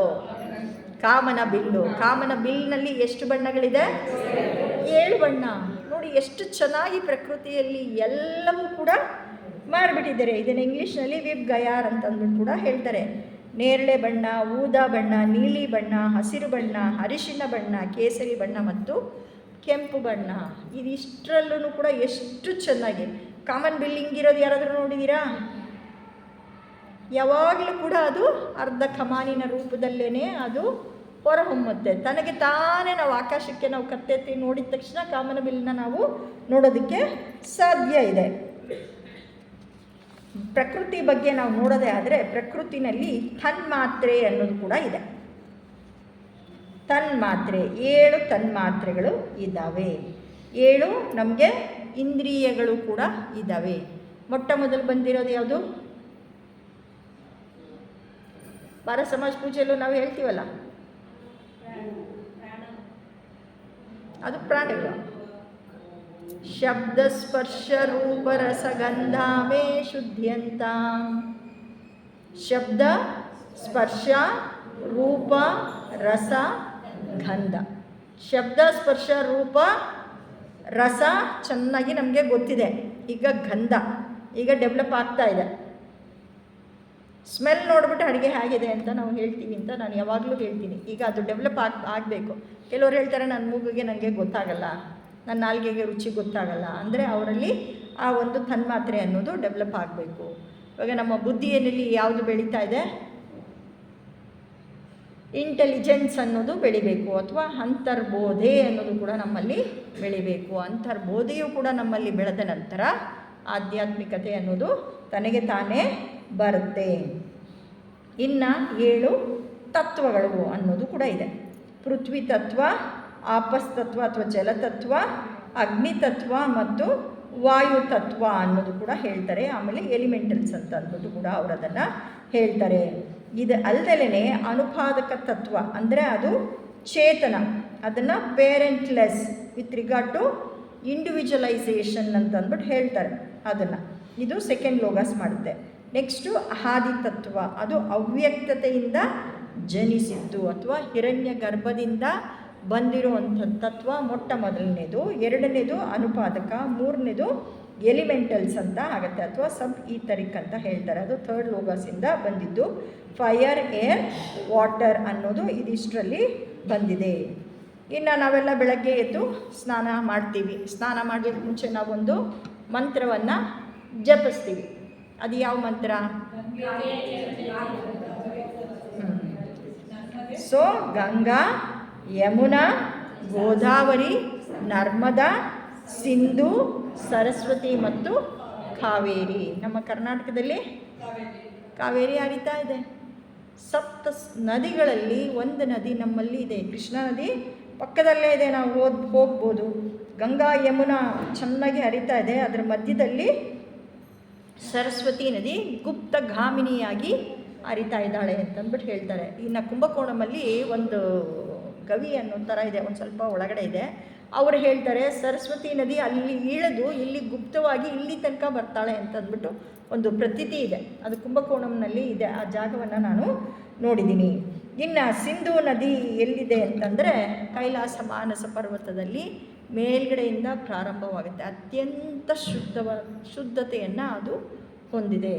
ಗಂಗಾ ನದಿಯ ಪ್ರಾರಂಭ ಆಗೋದು ಎಲ್ಲಿ ಅಂದರೆ ಗೋಮುಖ ಅಂತ ಹೇಳ್ತಾರೆ. ಗಂಗೆ ಹರ್ಕೊಂಡು ಬಂದಿರೋದು ನಾನು ನೋಡಿದ್ದೀನಿ. ಆ ಪರ್ವತದಲ್ಲಿ ಪ್ರಾರಂಭ ಆಗಿ ಅದು ಕಲ್ಕಟ್ಟಾನಲ್ಲಿ ಅದು ಬೇ ಆಫ್ ಬೆಂಗಾಲಲ್ಲಿ ಅದು ಹೋಗ್ಬಿಟ್ಟು ಮರ್ಜ್ ಆಗುತ್ತೆ. ಅನೇಕರು ನೋಡಿರ್ಬೋದು ರಾಮತೇರಿ ಗಂಗಾ ಮೈಲಿ ಅಂತ ಅಂದ್ಬಿಟ್ಟು. ಎಷ್ಟು ಚೆನ್ನಾಗಿ ಅವರು ಅದನ್ನು ಡೈರೆಕ್ಟ್ ಮಾಡಿ ನಮಗೆ ಕಮ್ಯುನಿಕೇಟ್ ಮಾಡಿದ್ದಾರೆ ಅಂದರೆ ಅದನ್ನು ಅಶುದ್ಧ ಮಾಡಬೇಡಿ. ಗಂಗಾ ಜಲನ ನಾವು ಮರಣಕಾಲದಲ್ಲೂ ನಾವು ಬಾಯಿಗೆ ಯಾವ ನೀರನ್ನು ಕೊಡ್ತೀವಿ? ಗಂಗಾ ಜಲವನ್ನೇ ಕೊಡ್ತೀವಿ. ಅದು ಅಷ್ಟೊಂದು ಪವಿತ್ರತೆಯನ್ನು ಅದು ಹೊಂದಿದೆ. ಪವಿತ್ರವಾದ ಜಲ, ಅದು ಯಾವತ್ತಿಗೂ ಕೂಡ ಪಾಚಿ ಕಟ್ಟಲ್ಲ. ಇವತ್ತಿನ ದಿನ ನಾವು ಅದನ್ನು ಎಷ್ಟು ಕಲುಷಿತ ಮಾಡಿದ್ದೀವಿ ಅಂದರೆ ಗಂಗೆಯಲ್ಲೂ ಕೂಡ ಪಾಚಿ ಕಟ್ಟೋ ರೀತಿ ನಾವು ಅದನ್ನು ಕಲುಷಿತ ಮಾಡಿ ಇಟ್ಬಿಟ್ಟಿದ್ದೀವಿ. ಇದರ ಅವಶ್ಯಕತೆ ಇಲ್ಲ. ಇನ್ನು ಸಪ್ತ ಸಾಗರಗಳು ಕೂಡ ಇದೆ. ಸಪ್ತ ನದಿಗಳೇ ಅಷ್ಟೇ ಅಲ್ಲ, ಸಪ್ತ ಸಾಗರ ಕೂಡ ಇದೆ. ಅದೇ ಯಾವುದು ಸಾಗರ ಅಂದರೆ ಲವಣ, ಇಕ್ಷು, ಸುರ ಅಂದರೆ ಮದ್ಯ, ಸರ್ಪೀಸ್ ಅಂದರೆ ತುಪ್ಪ, ದಧಿ, ಜಲ ಮತ್ತು ಕಡಲು ಅಂತ ಹೇಳಿ ಸಪ್ತ ಸಾಗರಗಳಿಗೆ ಹೆಸರನ್ನು ಕೊಟ್ಟಿದ್ದಾರೆ. ಇಷ್ಟೇನಾ? ಸಾಗರ ಅಷ್ಟೇನಾ ಅಂದರೆ ಇಲ್ಲ. ಸಪ್ತ ಪರ್ವತಗಳು ಕೂಡ ಇದೆ. ಸಪ್ತ ಪರ್ವತಗಳು, ದೊಡ್ಡ ದೊಡ್ಡ ಪರ್ವತ ಇದೆ. ಹಿಮಾಲಯ ಪರ್ವತ ಒಂದೇ ಅಲ್ಲ. ಆವಾಗ ಏನು ಹೇಳ್ತಾರೆ ಅಂತಂದರೆ ಸಾಲ್ಯವಂತ, ಗಂಧಮಾದನ. ನೀವೆಲ್ಲ ಮಹಾಭಾರತ ರಾಮಾಯಣ ಓದಿದ್ರೆ ಇದೆಲ್ಲ ಹೆಸರುಗಳನ್ನ ನೀವು ನೋಡಿರ್ತೀರ. ಇನ್ನು ನೆಕ್ಸ್ಟ್ ಮೂರನೇದು ಯಾವುದು ಅಂತಂದರೆ ಕೈಲಾಸ ಪರ್ವತ. ಇದು ಇಡೀ ಪ್ರಪಂಚದ ಸೆಂಟ್ರ್ ಪಾಯಿಂಟ್ ಅಲ್ಲಿದೆ ಅಂತ ಹೇಳ್ತಾರೆ. ಇನ್ನು ಇನ್ನೊಂದು ಗುಪ್ತವಾಗಿರುವಂತಹ ದೇವಸ್ಥಾನ ತಮಿಳುನಾಡಿನಲ್ಲಿ ಇದೆಯಲ್ಲ, ಇಲ್ಲಿಂದ ಅಲ್ಲಿಗೆ ಒಂದು ಪೋಲ್ ಇದೆ ಅಂತ ಅಂದ್ಬಿಟ್ಟು ಹೇಳ್ತಾರೆ ಆ ನಟರಾಜನ ದೇವಸ್ಥಾನದಲ್ಲಿ. ಆಮೇಲೆ ನಿಷಾದ, ಯಾವುದೋ ದೇವಸ್ಥಾನ? ಚಿದಂಬರಂ ರಹಸ್ಯ ಅಂತ ಹೇಳ್ತೀವಲ್ಲ, ಅದು ಕೂಡ ಒಂದು ಪಾಯಿಂಟ್, ಸೆಂಟ್ರ್ ಪಾಯಿಂಟ್ ಭೂಮಿಗೆ ಅಂತ ಹೇಳ್ತಾರೆ. ಕೈಲಾಸ ಒಂದಾದರೆ ಚಿದಂಬರಂ. 4ನೇ ಪರ್ವತ ನಿಷಾದ. ಮಂದಾರಗಿರಿನ ನಾವು ಅನೇಕರು ಕೇಳಿಸ್ಕೊಂಡಿದ್ದೀವಿ. ಮಂದಾರಗಿರಿ ಪರ್ವತ. ಇನ್ನು ನೀಲಗಿರಿ ಪರ್ವತ ನಮ್ಮಲ್ಲೇ ಹತ್ತಿರದಲ್ಲೇ ಇದೆ. ಊಟಿ ಕೊಡೈಕೆನಾಲ್ ಮಧ್ಯದಲ್ಲೇ ನಾನು ನೀಲಗಿರಿ ಪರ್ವತದಲ್ಲಿ ಹೋಗಿ ನೋಡ್ಬೋದು. ನೀಲಗಿರಿ ಪರ್ವತದಲ್ಲಿ ಯಾವ ಮಹಾತ್ಮರು ನೆಲೆಸಿದ್ದಾರೆ? ಅಗಸ್ತ್ಯರು. ನೀಲಗಿರಿ ಪರ್ವತದಲ್ಲಿ ಇವತ್ತಿಗೂ ಕೂಡ ಇದ್ದಾರೆ ಅನ್ನೋದ್ರ ಬಗ್ಗೆ ನಮಗೆ ಮಾಹಿತಿ ಇದೆ. ನಂತರ ಹೇಮಂತ ಪರ್ವತ, ಈ ರೀತಿ 7 ಹೇಮಂತ ಪರ್ವತಕ್ಕೆ ಹೋಗಿದ್ವಿ ಅಂತಂದ್ಬಿಟ್ಟು ಎಲ್ಲ ನೀವು ಹಳೆಯ ಗ್ರಂಥಗಳನ್ನ ತೆಗೆದುಕೊಂಡು ರಾಮಾಯಣ ಮಹಾಭಾರತಗಳನ್ನ ನೀವು ಓದಿದ್ದೆ ಆದರೆ ಈ ಎಲ್ಲ ಪರ್ವತಗಳ ಹೆಸರು ಕೂಡ ನಮ್ಮ ಹಿಂದೂ ಧರ್ಮದಲ್ಲಿ ಬರುತ್ತೆ. ಇನ್ನು 7 ದ್ವೀಪಗಳು ಕೂಡ ಇದೆ, ಐಲ್ಯಾಂಡ್ಗಳು ಇದೆ. ಅದು ಯಾವುದು ಅಂದರೆ ಜಂಬೂ ದ್ವೀಪೆ, ಭರತಖಂಡೆ, ಭರತವರ್ಷೆ ಅಂತ ಹೇಳ್ತಾರೆ. ಮೊಟ್ಟ ಮೊದಲನೇ ಬರೋದೇನೆ ಜಂಬೂ ದ್ವೀಪ. ಆಮೇಲೆ ಪ್ಲಕ್ಷ ಅನ್ನೋದು ಇನ್ನೊಂದು ದ್ವೀಪ, ಕುಶ ಅನ್ನೋದು ಒಂದು ದ್ವೀಪ, ಕೌಂಚ, ಸಾಕ್ಯ, ಪುಷ್ಕರ, ಶಾಲ್ಮಿಲಿ ಅನ್ನುವಂಥದ್ದು ಇಷ್ಟು ದ್ವೀಪಗಳಿದೆ. ಇದೆಲ್ಲ ಆಯಿತು. ಮನುಷ್ಯ ಸತ್ತ ಮೇಲೆ ಎಲ್ಲಿಗೆ ಹೋಗ್ತಾನೆ? ನರಕಕ್ಕೆ ಹೋಗ್ತಾನೆ. ಸ್ವರ್ಗಕ್ಕೆ ಹೋಗುವಂಥ ಕೆಲಸ ನಾವು ಮಾಡ್ತಾ ಇದ್ದೀವ? ಅನೇಕ ಕೆಲಸಗಳನ್ನ ಸ್ವಾರ್ಥದಿಂದ ಮಾಡಿ ನರಕಕ್ಕೆ ನಾವು ಹೋಗ್ತೀವಿ. 7 ನರಕಗಳು ಇದೆ. ಕೆಟ್ಟ ಕೆಲಸ ಮಾಡಿದಾಗ ಶಾಪ ಕೊಟ್ಟಾಗ ಏನು ಹೇಳ್ತೀವಿ? ಯಾವ ನರಕ? ರೌರವ ನರಕ. ನೀನು ಅಷ್ಟು ಕೆಟ್ಟ ಕೆಲಸ ಮಾಡಿದ್ಯಾ, ನೀನು ರೌರವ ನರಕಕ್ಕೆ ಹೋಗು, ಶಾಪ. ಮಹಾರೌರವ ಅದಷ್ಟೇ ಅಲ್ಲ, ಅದಕ್ಕೆ ಮೀರಿದ್ದು ಮಹಾರೌರವ. ಆಮೇಲೆ ವೈಹ್ನಿ ನರಕ, ವೈತರಣಿ ನರಕ, ಕುಂಭಿಪಾಕ ನರಕ, ತಮ್ಮಿಶ್ರ ನರಕ ಮತ್ತು ಅದಂತ ಮಿಶ್ರ ನರಕ ಅನ್ನೋದು ಇದೆ. ನರಕದಲ್ಲೂ ಕೂಡ ಸಪ್ತತೆಯನ್ನು ನಾವು ನೋಡ್ಬೋದು. ಇನ್ನು ಪ್ರತಿಯೊಂದರಲ್ಲೂ ಕೂಡ ನಮ್ಮದು ಎವಲ್ಯೂಷನ್ ನಡಿಬೇಕಾದ್ರೆ 3 ಮೂಲಭೂತ ತತ್ವದಿಂದ ಹಾಗೆ ನಂತರ ಬಂದಿದ್ದು ಯಾವುದು ಅಂತಂದರೆ ಯಾವುದು? ಖನಿಜ ವರ್ಗ. ಆಮೇಲೆ ಸಸ್ಯದ ಹುಡ್ಕೋಣ ಅಂದ್ಕೊಂಡೆ, ಅದು ಸಿಕ್ಕಲಿಲ್ಲ. 7 ಪ್ಲ್ಯಾಂಟ್ಸು ಇದೆ, 7 ಗ್ರೇನ್ಸು ಕೂಡ ಇದೆ. ಇದು ಎಲ್ಲವೂ ಕೂಡ ಬಹಳ ಪವಿತ್ರತೆಯನ್ನು ಹೊಂದಿದೆ ಅಂತ ಅಂದ್ಬಿಟ್ಟು ಹೇಳ್ತಾರೆ. ಈ 7 ಲೋಹಗಳು ಯಾವುದು? ಲೋಹ ಅಲ್ಲ, ಲೋಹ. ಹಿಂದಿನ ಕಾಲದಲ್ಲಿ ಮದುವೆ ಮಾಡಿ ಕಳಿಸಿದಾಗ ಗಂಡನ ಮನೆಗೆ, ಖಂಡಿತ ಹೌದು, ಹಿಂದಿನ ಕಾಲದಲ್ಲಿ ಮಕ್ಕಳನ್ನ ಮದುವೆ ಮಾಡಿ ಗಂಡನ ಮನೆಗೆ ಕಳಿಸಿದಾಗ ಬ್ಯಾಂಕ್ ಬ್ಯಾಲೆನ್ಸ್ ಕೊಡ್ತಾ ಇರಲಿಲ್ಲ, ಕಾರ್ ಕೊಡ್ತಾ ಇರಲಿಲ್ಲ, ಮನೆ ಕೊಡ್ತಾ ಇರಲಿಲ್ಲ, ಸೈಟ್ ಕೊಡ್ತಾ ಇರಲಿಲ್ಲ. ಮೈ ತುಂಬ ಒಡವೆ ಹಾಕೋರು, ಹಸು ಕರುನ ಜೊತೇಲಿ ಕೊಟ್ಟು ಕಳಿಸೋರು. ಇಷ್ಟು ಹಸುನ ಹೊಡ್ಕೊಂಡು ಹೋಗೋ, ಇದು ನಿನಗೆ ಅಂತ ಹೇಳಿ ಕಳಿಸೋರು. ಇದು 2 ಮಸ್ಟ್.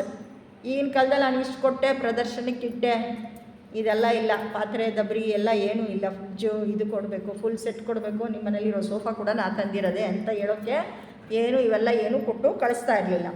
ಈ 7 ಲೋಹಗಳು ಯಾವುದು ಅಂದರೆ ಮೊಟ್ಟ ಮೊದಲು ಬರೋದು ಚಿನ್ನ. ಆದಷ್ಟು ನಾವು ಹೆಚ್ಚು ಚಿನ್ನವನ್ನು ಮೈ ಮೇಲೆ ಹಾಕ್ಕೊಂಡಿರಬೇಕು ಅಂತ ಕೂಡ ಹೇಳ್ತಾರೆ. ನಂತರ ಬರೋದು ಬೆಳ್ಳಿ. ಹಿಂದಿನ ಕಾಲದಲ್ಲಿ ಎಲ್ಲ ಪೂಜಾ ಸಾಮಗ್ರಿಗಳು ಕೂಡ ಬೆಳ್ಳಿಯಲ್ಲೇ ಆಗಿತ್ತು. ಇವತ್ತಿಗೂ ಕೂಡ ಅನೇಕ ಮನೆಗಳಲ್ಲಿ, ಅಂದರೆ ಮನೆತನ ಅಂತ ಏನು ಹೇಳ್ಕೊಂಡು ಬರುತ್ತೆ, ಅವ್ರು ಊಟ ಮಾಡೋ ತಟ್ಟೆ ಕೂಡ ಬೆಳ್ಳಿಯ ತಟ್ಟೆ, ಮಧ್ಯದಲ್ಲಿ ಒಂದು ಚಿನ್ನದ ಬೊಟ್ಟನ್ನು ಅವರು ಇಟ್ಟಿರ್ತಾರೆ.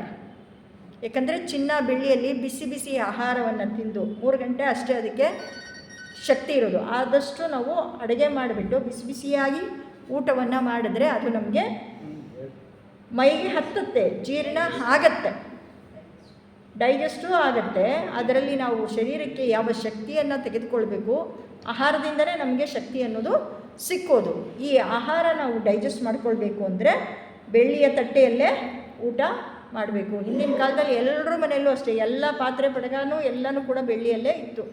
HP ಬ್ಲಾವೆಟ್ಸ್ಕಿ ಅವರು ಆ್ಯನಿ ಬೆಸೆಂಟಿಗೆ ಮೊಟ್ಟ ಮೊದಲ ಬೋಧನೆಯನ್ನು ಕೊಟ್ಟಾಗ ಏನು ಹೇಳ್ತಾರೆ? ನಿಂದೇ ಆದಂಥ ಸೆಪರೇಟ್ ತಟ್ಟೆ, ಲೋಟ, ಸ್ಪೂನನ್ನು ಇಟ್ಕೋ, ಅದನ್ನು ಬೇರೆಯವರಿಂದ ಮುಟ್ಟಿಸಲು ಬೇಡ, ಬೇರೆಯವರು ಅದನ್ನು ಸ್ಪರ್ಶ ಮಾಡಬಾರ್ದು. ನಾವು ಅಷ್ಟೇ ನಮ್ಮ ತಟ್ಟೆಯಲ್ಲೇ ನಾವು ಆಹಾರವನ್ನು ಸೇವನೆ ಮಾಡಬೇಕಾಗಿದೆ. ಇವತ್ತಿನ ದಿನ ಏನಾಗಿದೆ? ಗುಂಪಲ್ಲಿ ಗೋವಿಂದ 5 ತಟ್ಟೆ ಇದೆ, 6 ತಟ್ಟೆ ಇದೆ, 4 ತಟ್ಟೆ ಇದೆ, ಅದರಲ್ಲೇ ಎಲ್ಲರೂ ಅದನ್ನೇ ತಗೋ, ಅದರಲ್ಲೇ ಬಡಿಸ್ಕೋ, ಅದನ್ನೇ ಊಟ ಮಾಡು, ಈ ರೀತಿ ಆಗೋಗಿದೆ. ಆದರೆ ನಮ್ಮದು ಒಂದು ತಟ್ಟೆ ಅಂತ ಇಟ್ಕೊಂಡು ನಮ್ಮ ತಟ್ಟೆಯಲ್ಲೇ ನಾವು ಆಹಾರವನ್ನು ಸೇವನೆ ಮಾಡಬೇಕು. ಅದು ಬೆಳ್ಳಿಯ ತಟ್ಟೆ ಆದರೆ ಭಾಳ ಒಳ್ಳೆಯದು. ಅದರಲ್ಲಿ ಆಹಾರ ಹಾಕಿದ ತಕ್ಷಣ, ಬಿಸಿ ಬಿಸಿ ಆಹಾರ ಹಾಕಿದ ತಕ್ಷಣ ತಟ್ಟೆ ಕೂಡ ಭಾಳ ಬಿಸಿ ಬಿಸಿ ಆಗುತ್ತೆ, ಮುಟ್ಟಕ್ಕೂ ಕಷ್ಟ. ಆ ಒಂದು ಲೋಟ ಇಟ್ಕೊಂಡು ಕಾಫಿ ನೋಟ್ ಇನ್ನೂ ಹಾಕ್ಕೊಂಡ್ರೆ ಲೋಟ ಮುಟ್ಟಕ್ಕೂ ಕೂಡ ಕಷ್ಟ ಆಗುತ್ತೆ. ಇದು ಬೆಳ್ಳಿ. ನಂತರ ಬರೋದು ತಾಮ್ರ. ತಾಮ್ರ ಅನ್ನೋದು ಬೇಕೇ ಬೇಕು. ತಾಮ್ರದ್ದು ವೈರ್ ಇಲ್ಲದೆ ಅಂದರೆ ಕರೆಂಟು ಪಾಸ್ ಆಗೋಕ್ಕೆ ಸಾಧ್ಯ ಇಲ್ಲ. ತಾಮ್ರ ಚೆಂಬಲ್ಲಿ ನೀರಿಟ್ಕೊಂಡು ಆ ನೀರನ್ನು ಕುಡೀರಿ. ಓವರ್ನೈಟ್ ತಾಮ್ರ ಚೆಂಬಲ್ಲೇ ಇಡಬೇಕು, ಆವಾಗ ನಮ್ಮ ಆರೋಗ್ಯ ಸುಧಾರಿಸುತ್ತೆ. ಇವತ್ತಿನ ದಿನ ತಾಮ್ರದ್ದೇ ಮೆಜಾರಿಟಿ ಐಟಮ್ಗಳು ಬಂದಿದೆ. ಇನ್ನು ಯಾರಿಂದ ನಿನ್ನೆ ದಿವಸ ಸಾಧ್ಯ ಆಗ್ತಾ ಇರಲಿಲ್ಲ ಅವರೆಲ್ಲ ಏನು ಕೊಂಡ್ಕೊಳ್ತಾ ಇದ್ರು ಅಂದರೆ ಕಂಚಿನ ತಟ್ಟೆಯಲ್ಲಿ ಊಟ ಮಾಡ್ತಾಯಿದ್ರು. ಅದನ್ನು ಏನು ಹೇಳ್ತಾ ಇದ್ದಾರೆ ಅಂದರೆ ಗಂಗಳ ಅಂತ ಹೇಳಿ ಕರೀತಾರೆ. ಅದಕ್ಕೆ ಯಾವುದೇ ಎಕ್ಸ್ಟ್ರಾ ಇರಲ್ಲ, ಈ ಥರ ಇರುತ್ತೆ. ಬೇಸ್ ಪ್ಲೇನ್ ಇದ್ದು ಸರ್ಫೇಸ್ ಈ ರೀತಿ ಇರುತ್ತೆ. ಅದನ್ನು ಗಂಗಳ ಅಂತ ಹೇಳಿ ಕರೀತಾರೆ. ಇವತ್ತಿನ ದಿನಕ್ಕೂ ಗಂಗಳ ಅನೇಕ ಮನೆಗಳಲ್ಲಿ ನಮಗೆ ಕಾಣ ಸಿಕ್ಕತ್ತೆ. ಅದು ಕಂಚಿನಿಂದನೇ ಮಾಡಿರ್ತಾರೆ. ಕಂಚು ಅನ್ನೋದು ಕೆಳಗಡೆ ಬಿದ್ದರೆ ಒಡೆದೋಗುತ್ತೆ. ಹೌದು, ಇವಾಗ ನಾವು ದೇವಸ್ಥಾನಗಳಲ್ಲೆಲ್ಲ ಹೋದರೆ ಗಂಟೆ ಕಟ್ಟಿರ್ತಾರಲ್ಲ, ಹೋದ ತಕ್ಷಣ ಗಂಟೆ ಬಾರಿಸ್ಬಿಟ್ಟು ದೇವಸ್ಥಾನಕ್ಕೆ ಹೋಗ್ತೀವಿ. ಆ ಗಂಟೆ ಯಾವುದರಿಂದ ಬಂದಿರುತ್ತೆ? ಕಂಚಿನ ಗಂಟೆಯಿಂದ ಹೊರಡುವಂತಹ ನಾದ ಬಹಳ ಉತ್ತಮ ಮಟ್ಟದ್ದು ಆಗಿರುತ್ತೆ. ನಾವು ಕೆಲವರು ಕಂಚಿನ ಗಂಟೆ ಉಪಯೋಗಿಸ್ತೀವಿ, ಇನ್ನು ಕೆಲವರು ಬೆಳ್ಳಿಯ ಗಂಟೆಯನ್ನು ನಾವು ಉಪಯೋಗಿಸ್ತೀವಿ. ಕಂಚು ಮತ್ತು ಬೆಳ್ಳಿಯಿಂದ ಗಂಟೆಯನ್ನು ಮಾಡಿರ್ತಾರೆ.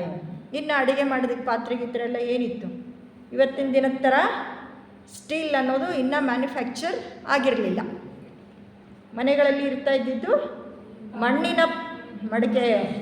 ಅದು ಬಿಟ್ಟರೆ ಹಿತ್ತಾಳೆ ಪಾತ್ರೆ ಆಗಲ್ಲ ಅಂದರೆ ಮಣ್ಣಿಂದೇನೆ. ಇವಾಗ ಮತ್ತೆ ಮಣ್ಣಿಂದೇನೆ ಎಲ್ಲ ಬರ್ತಾ ಇದೆ. ಹಿತ್ತಾಳೆ ಪಾತ್ರೆಯಲ್ಲೇ ಅನ್ನ ಸಾರು ಎಲ್ಲ ಮಾಡೋದು. ಹುಳಿನ ಹಾಕಲ್ಲ, ಅದಕ್ಕೆ ಕಲಾಯಿ ಹಾಕೋರು ಅಂತ ಬರೋರು. ಆ ಮಣ್ಣಿನ ಪಾತ್ರೆಗೆ ಕಲಾಯಿ ಹಾಕ್ಬಿಟ್ಟು ಹಿತ್ತಾಳೆ ಪಾತ್ರೆಗೆ ಕಲಾಯಿ ಹಾಕಿ ಹಿತ್ತಾಳೆ ಪಾತ್ರೆಯನ್ನು ನಾವು ಉಪಯೋಗಿಸ್ತಿದ್ವಿ. ಆ ನಂತರ ಬಂದಿದ್ದು ಅಲ್ಯೂಮಿನಿಯಂ ನಿನ್ನೆಯಿಂದನೂ ಅದು ಇತ್ತು. ಕಬ್ಬಣ ಅನ್ನೋದು ಇದ್ದೇ ಇದೆ. ಕಬ್ಬಣಕ್ಕೆ ಯಾರು ಏನೂ ಡ್ಯಾಮೇಜ್ ಮಾಡೋದು ಬೇಕಿಲ್ಲ. ಅದನ್ನು ಸ್ವಲ್ಪ ಮಾಯಿಶ್ಚರ್ ಇರೋ ಜಾಗದಲ್ಲಿಟ್ಟರೆ ತನಗೆ ತಾನೇ ರಸ್ಟ್ ಬಂದುಬಿಟ್ಟು ಅದು ಹೊರಟೋಗುತ್ತೆ. ಇದು ಬಟ್ ಚಿನ್ನಕ್ಕೆ ಮೊಟ್ಟ ಮೊದಲ ಸ್ಥಾನವನ್ನು ಕೊಟ್ಟಿದ್ದಾರೆ. ಇನ್ನು ಸಪ್ತ ಸಾಗರನೂ ಸಪ್ತ ಇದೆ. ಮೊಟ್ಟ ಮೊದಲು ಅಟ್ಲಾಂಟಿಕ್ ಮಹಾಸಾಗರ, ಪೆಸಿಫಿಕ್ ಮಹಾಸಾಗರ, ಪಶ್ಚಿಮ ಸಮುದ್ರ, ಹಿಂದೂ ಮಹಾಸಾಗರ, ದಕ್ಷಿಣ ಸಮುದ್ರ, ಆರ್ಟಿಕ್ ಮಹಾಸಾಗರ ಅಂತ ಇದೆ. ಇದು ಇಷ್ಟೇನಾ? ಗ್ರಹಗಳೂ ಇದೆ, ಸಪ್ತ ಗ್ರಹಗಳು. ನಾವು ಕುಂಭಕೋಣಂಗೆ ಚೆನ್ನೈಗೆ ಹೋದಾಗ ನಾವೇನೆಲ್ಲ ಮಾಡ್ಕೊಂಬರ್ತೀವಿ, ಅಷ್ಟು ಸಪ್ತ ಗ್ರಹಗಳನ್ನ ಒಂದ್ಸಲ ಹೋಗ್ಬಿಟ್ಟು ನೋಡಿಕೊಂಡು ಬಂದ್ಬಿಟ್ಟು ನಮ್ಮಲ್ಲಿ ಏನೇನು ಲ್ಯಾಕ್ಯುನಾ ಇದೆ ಎಲ್ಲವನ್ನು ತೀರಿಸ್ಕೊಂಡು ಬಂದ್ಬಿಡೋಣಪ್ಪ ಅಂತ ಹೇಳಿ ಹೋಗ್ತೀವಿ. ಮೊಟ್ಟ ಮೊದಲ ಗ್ರಹ ಯಾವುದು? ಸೂರ್ಯಗ್ರಹ, ಚಂದ್ರಗ್ರಹ, ಬುಧಗ್ರಹ, ಶುಕ್ರಗ್ರಹ, ಮಂಗಳ ಗ್ರಹ, ಮಾರ್ಸ್, ಆಮೇಲೆ ಜುಪಿಟರ್ ಮತ್ತು ಶನಿ ಗ್ರಹ ಅಂತ ನಾವು ಹೇಳ್ತೀವಿ. ಇದು ಇಷ್ಟನ ಅಂತ ಅಂದರೆ ಇಲ್ಲ. ಸಪ್ತ ಲೋಕಗಳು ಇದೆ, ಸಪ್ತ ಋಷಿಗಳು ಇದ್ದಾರೆ, ಸಪ್ತ ತಲಗಳು ಇದೆ. ಸಪ್ತ ಲೋಕ ಮತ್ತು ಸಪ್ತ ತಲ. ಈ ಲೋಕ ಸಪ್ತ ನಕ್ಷತ್ರಗಳು ಕೂಡ ಇದೆ. ಈ ಈ ವಿಶ್ವದ 7 ತತ್ವಗಳು ಅಂತ ಹೇಳಿದ್ನಲ್ಲ, ಅದರಲ್ಲಿ ಪರಮಾತ್ಮ, ಮಹಾಬುದ್ಧಿ, ಮಹತ್, ವಿಶ್ವಕಾಮ, ವಿಶ್ವಚೈತನ್ಯ, ಲಿಂಗ ಶರೀರ, ಸ್ಥೂಲ ಶರೀರ ಅನ್ನೋದು ಈ ಸಪ್ತ ತತ್ವಗಳು ಕೂಡ ಇದೆ. ಪರಮಾತ್ಮ ಅಂದರೆ ಪರಮಚೇತನ ಅಥವಾ ಆತ್ಮನ ಮೂಲ, ಅತ್ಯಂತ ಶ್ರೇಷ್ಠವಾದದ್ದು. ಅದರ ನಂತರ ಬರೋದು ಮಹಾಬುದ್ಧಿ ಅಥವಾ ಆಲಯ ಅಂತ ಹೇಳ್ತಾರೆ. ಅದನ್ನು ವಿವೇಚನೆಯ ತತ್ವ ಅಂತ ಹೇಳ್ತಾರೆ, ಅಥವಾ ಬುದ್ಧಿಯ ಸಾರ್ವತ್ರಿಕ ಆಧ್ಯಾತ್ಮಿಕ ಆತ್ಮದ ಕಿರಣ ಅಂತ ಕೂಡ ಅದನ್ನು ಹೇಳ್ತಾರೆ. ಅದನ್ನು ಮಹಾಬುದ್ಧಿ. ಮಹತ್ ಅಂದರೆ ಅದು ಅತ್ಯಂತ ಶ್ರೇಷ್ಠವಾದಂತಹ ತತ್ವ, ಸಾರ್ವತ್ರಿಕ ಮನಸ್ಸು ಅಥವಾ ವಿಶ್ವ ಬುದ್ಧಿಮತ್ತೆ ಅಂತ ಹೇಳ್ತಾರೆ ಆ ಮಹಾತ್ಮೆಯಲ್ಲಿ. ಯೂನಿವರ್ಸಲ್ ಮೈಂಡ್ ಅಥವಾ ಯೂನಿವರ್ಸಲ್ ಕಾನ್ಷಿಯಸ್ನೆಸ್ ಅಂತಂದ್ಬಿಟ್ಟು ಹೇಳ್ತಾರೆ. ವಿಶ್ವಕಾಮ ಅಂದರೆ ಸಾರ್ವತ್ರಿಕ ಶಕ್ತಿ ಅಥವಾ ಅದು ಸಂಕಲ್ಪ ಶಕ್ತಿಯಾಗಿರುತ್ತೆ. ಇನ್ನು ವಿಶ್ವ ಚೈತನ್ಯ ಅಂದರೆ ಪ್ರಾಣ. ನಾವೆಲ್ಲ ಮರಣ ಹೊಂದ್ತೀವಿ. ಮರಣ ಹೊಂದಾಗ ನಮ್ಮಿಂದ ಹೋಗೋದು ಯಾವುದು? ಪ್ರಾಣ. ಆತ್ಮ ಆಗಿ ಜೀವ ಆಗಿ ಕನ್ವರ್ಟ್ ಆಗುತ್ತೆ. ಆತ್ಮ ಅನ್ನೋದು ನಮ್ಮಲ್ಲಿ ಇರುತ್ತೆ, ನಾವು ಸತ್ತಾಗ ಹೋಗೋದು ನಮ್ಮಲ್ಲಿರುವಂತಹ ಪ್ರಾಣ ಹೋಗುತ್ತೆ, ಅದು ಜೀವ ಹೋಗಿರಲ್ಲ. ಜೀವ ಅನ್ನೋದು ಇದ್ದೇ ಇದೆ, ಪ್ರಾಣ ಮಾತ್ರ ಹೋಗಿ ಅದು ಜೀವ ಆಗಿ ಇರುತ್ತೆ. ಇನ್ನು ಲಿಂಗ ಶರೀರ, ಇದನ್ನೇ ಆಸ್ಟ್ರಲ್ ಲೈಟ್ ಅಂತಾರೆ. ಇದು ನಮ್ಮ ಭೂಗೋಳವನ್ನು ಅದೃಶ್ಯವಾಗಿ ಸುತ್ತುವರಿದಿದೆಯಂತೆ. ಆಸ್ಟ್ರಲ್ ಲೈಟ್ ಇಡೀ ಭೂಗೋಳವನ್ನೇ ಅದು ಅದೃಶ್ಯವಾಗಿ ಸುತ್ತುವರಿದಿದೆ. ಇನ್ನು ಸ್ಥೂಲ ಶರೀರ, ಇದೇ ನಮ್ಮ ವ್ಯಕ್ತ ಪ್ರಪಂಚ. ಇದೇ ಎಲ್ಲದಕ್ಕೂ ಕೂಡ ಇರುವಂತಹ ಒಂದು ಉಪಾಧಿ ಅಂತಂದ್ಬಿಟ್ಟು ಹೇಳ್ತಾರೆ. ಇದಿಷ್ಟು ಆದಮೇಲೆ ನಾನು ಹೇಳಿದ್ನಲ್ಲ ಲೋಕ ಮತ್ತು ತಲ ಅಂತಂದ್ಬಿಟ್ಟು, ಈ ಲೋಕ ಮತ್ತು ತಲ ಅನ್ನೋದು ಬಹಳ ಚೆನ್ನಾಗಿ ವರ್ಣಿಸಿದ್ದಾರೆ. ಈ ಲೋಕ ಅಂತಂದರೆ ಪಾಸಿಟಿವ್ ಎನರ್ಜಿಯನ್ನು ಹೊಂದಿದೆ, ತಲ ಅನ್ನೋದು ನೆಗೆಟಿವ್ ಎನರ್ಜಿಯನ್ನು ಹೊಂದಿದೆ. ಲೋಕ ಎಂದರೆ ಆಧ್ಯಾತ್ಮಿಕತೆಯ ಮಾರ್ಗ. ಈ ಲೋಕದಲ್ಲಿ ಯಾರಿದ್ದಾರೆ ಅಂದರೆ ರಾಜಯೋಗಿಗಳಿದ್ದಾರೆ. ಯಾರು ರಾಜಯೋಗವನ್ನು ಅಭ್ಯಾಸ ಮಾಡ್ತಾರೆ ಅವರು ಈ ಲೋಕದಲ್ಲಿ ಇರ್ತಾರೆ. ಇಲ್ಲಿ ಯಜ್ಞ, ತ್ಯಾಗ, ಹವನ ಇದೆಲ್ಲವೂ ಕೂಡ ಲೋಕದಲ್ಲಿದೆ. ಇನ್ನು ತಲ ಬಂದರೆ ಇಲ್ಲಿ ಚೈತನ್ಯದ್ದಿರುತ್ತೆ. ಇದು ಊರ್ಧ್ವಮುಖ ವಿಕಾಸದಲ್ಲಿ ಅದು ಮೇಲ್ಗಡೆ ಹೋಗುತ್ತೆ. ಇನ್ನು ಅಧೋಮುಖ ಅಂದರೆ ತಲ, ಇಲ್ಲಿ ವಸ್ತು ದ್ರವ್ಯ, ಬರೀ ಮೆಟೀರಿಯಲ್ ವರ್ಲ್ಡ್ ಅದು ಇದರಲ್ಲಿ ಇರುತ್ತೆ. ಆವಾಗ ಏನಾಗುತ್ತೆ, ಮೆಟೀರಿಯಲ್ ವರ್ಲ್ಡಿಗೆ ಬಂದಾಗ ನಾವು ಮುಟ್ಟಿದ್ದೆಲ್ಲ ಚಿನ್ನ, ನಾವು ಆಧ್ಯಾತ್ಮಿಕತೆಗೆ ಹೋದಾಗ ಮುಟ್ಟಿದ್ದೆಲ್ಲ ಮಣ್ಣು. ಇಲ್ಲಿ ಬೆಳೆಯೋದು ಮೆಟೀರಿಯಲ್. ಆಸೆಗೆ ಪೂರೈಸಿದ್ರೆ ಅಲ್ಲಿ ತ್ಯಾಗದಿಂದ ನಾವು ಬೆಳಿಬೋದು.